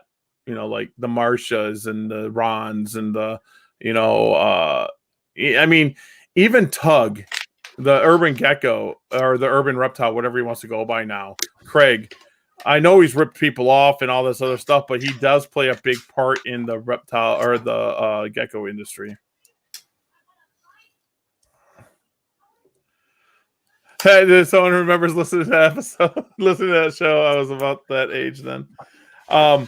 Yeah, so there's a lot of history that goes on, and I kind of want this all to go into gecko history. I want it to be a site that you can find all this information on. That's what I want. You look like you're dying, dude. You tired? No, my one eye's just bothering me. It's been bothering me all day. Bam. I think it has to do with allergies. It's so dry here. We don't get rain, and we're in such a drought. We're in the worst drought the state's ever seen. All the little ponds around are gone. Really? I kid you. Yeah, I kid you not. They were saying that we're going into a stage 3 drought where they're going to have to make all the farmers cut their crops down to feed the cattle. It's crazy. I didn't know that was going on. Oh, yeah. It's as dry as a bone here. Jeez, We're going to get rain today, and it doesn't rain. It never rains. We only got like 2 inches of snow all winter, and we usually get feet and feet and feet. Seriously? Wow. Seriously. Yeah, we're in a that. seriously bad drought. See, that's stuff I don't hear about either because I don't watch the news. Where my son lives at, it's so bad. They got a river that goes there. There isn't a river no more. It's just a little stream. Seriously. So, yeah. Jeez, old Pete. See, we'll learn something new every day. Like up here, we got rain. We got everything up here in Green Bay. Nothing here. I'm going to go out and because I want to get my intros ready and be different and be out in certain areas in the wild. And I got to take time away from the geckos. Like, guys, it's work, geckos, work, geckos. And tomorrow morning, I got like 15 more cages, 15 more tubs to clean. Because I cleaned all the way up until I sent you a link like at 6. I said, I'm probably not going to be here. I went back in, I cleaned 3 more racks, and I got 15 tubs to clean. And I have nothing to do this weekend. I busted my butt to clean everything, so I have nothing to do this weekend. And so I got them tubs to clean, and then I got a show, Janesville. It's Janesville time. I don't know what sounds like a fun. Janesville's fun. Mickey puts on a really good show. Mickey and Tamara. I like them a lot. They're good people, wholesome people. I was worried about Janesville coming in, how it was going to be, because I'm a Sewerfest guy. I love Sewerfest. I love Shane. I'm gonna have to go to that one year, the Sewerfest thing. I know Mickey's going to kick me in the head. If you're going to pick one, Sewerfest is just an event. Or if you're going to come to Janesville, come to a 2-day. 2 days are fun. So then you can like spend the night or maybe even 2 nights, and we'll hit the auction and then maybe go out to dinner or something. And it's pretty fun. Sewerfest is, I don't know. While you could, chime in too, Sewerfest is just, it's different. It's a different feel. It's just different. You got to have lighting though. It's a darker room. Like Janesville, you can get away without lights. Sewerfest, it's like the aisles are dimmed down, so your lights illuminate your stuff. But I never have shows Janesville, not Janesville, but Sewerfest. I just sell geckos. It's like constant selling geckos. It's just a huge show. That's what you're gonna have to when you start breeding. You're gonna either go on Morph Market or start traveling. Both. Yeah, because how far away is Milwaukee from you? 8 hours? Roughly. Yeah, how far is it from Minneapolis? Do you know? I have no clue. 6 hours? I know, 6 hours, maybe 12 hours and something like that. It's okay, though. Yeah, see, same thing. He's saying the same thing. Sewerfest. And it's not a knock to any of the other ones. It's just Sewerfest is 20 years deep. Shane got me when I first did the show, my first one, and he treated me like family. And then you've got to register for the show, okay? And you got to register and you get your tables. And my son was graduating from the military, Marines. And if you don't know, before he shipped, the ship date can change at any time. So we didn't know when he was going to graduate. Well, it ended up he's shipping, and he graduated the same time that Sewerfest was happening. And I literally gave Shane a call, and he says, "Don't worry about it. I'll see you when you get back." Exactly. What show promoter would say that? Just don't worry about it, Gary. He's never said, "Hey, you missed a show." Nothing. He just says, "See you when you get back, bud. Your tables will be here." 5 hours to minute. Well, that ain't bad. Then that's only 13 hours from there. Then total. 13. That's a drive. Yeah, I've driven from here to Philadelphia though, and that's 20 hours. So but if Sewerfest is worth the trip. It's just a really good. I teased Shane and I said, "Hey, what about a 2-day?" Sweet. And I'll pick you up on that.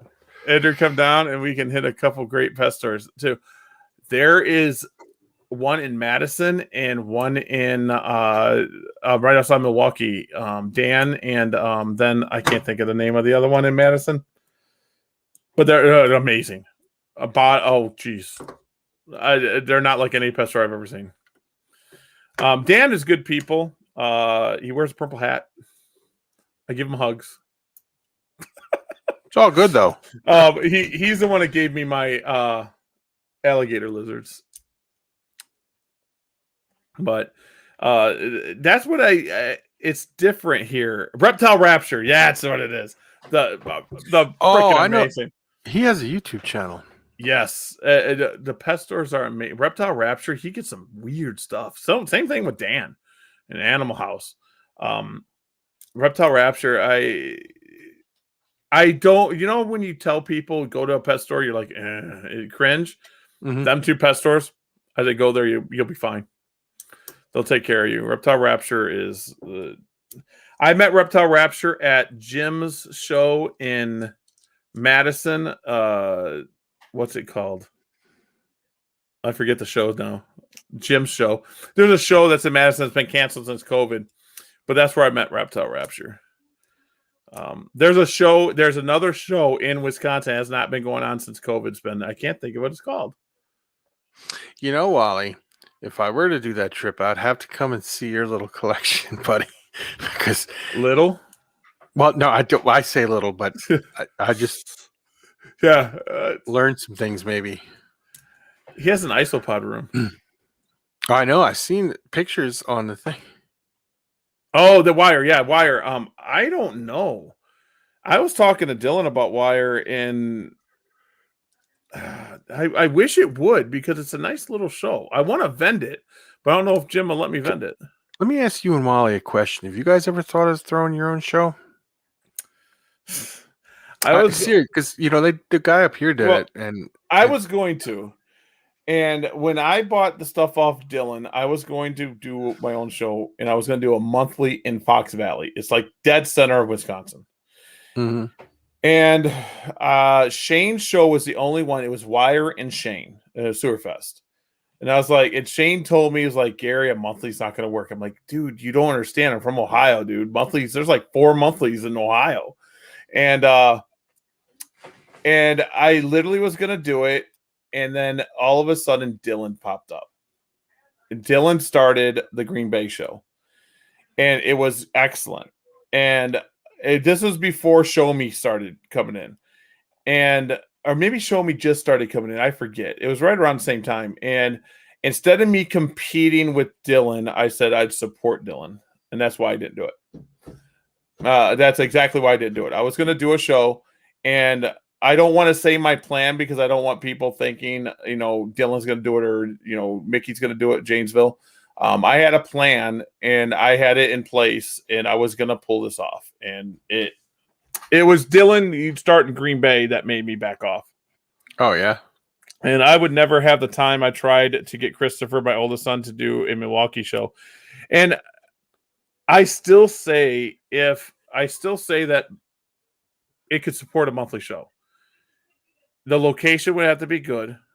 And it couldn't be in Green Bay. It couldn't be in Milwaukee. I think if you're going to pull, if it's in Milwaukee, a monthly show, I think you'd pull from Chicago, but I don't think you'd pull the northern and northwest people. But Milwaukee might actually be better because it's a bigger town. But then you're competing with Sewerfest. So I don't know. Maybe you just be the month that they have Sewerfest, you just don't do one that month. Like you do it. Yeah, so that way you're not... yeah, I didn't know that. See, Scott Hall did Animal Chicago, did a monthly show in Milwaukee many years ago.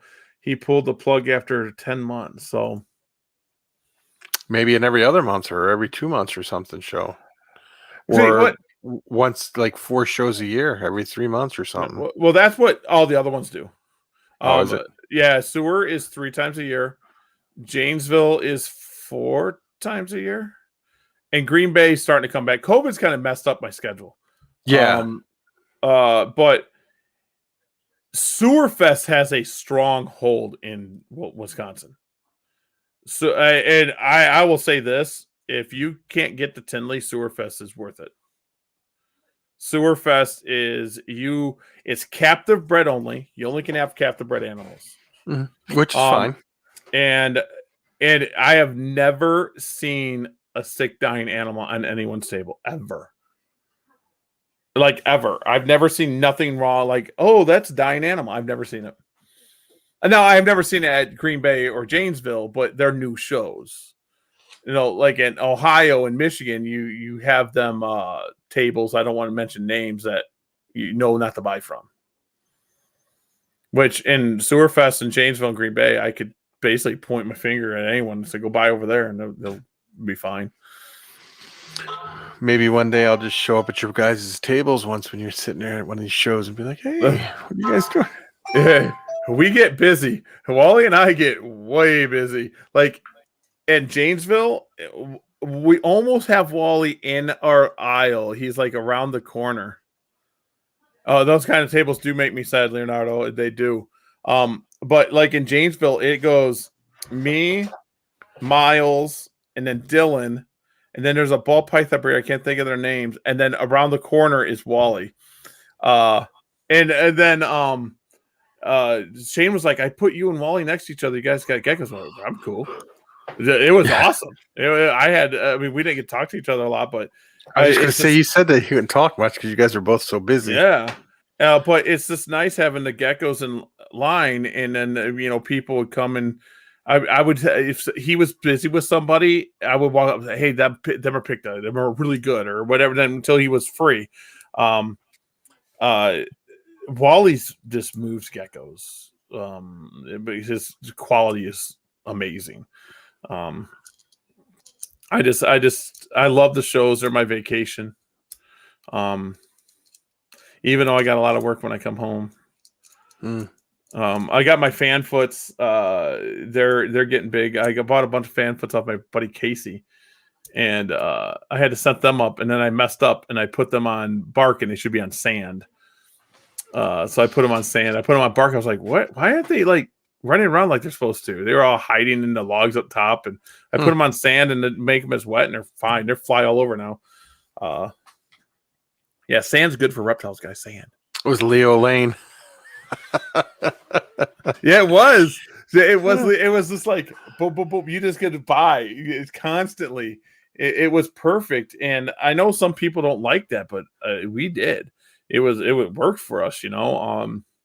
It's because we all got along. It was me, Evan, Miles, and Dylan, and then a ball python breeder, I think, and then Wally.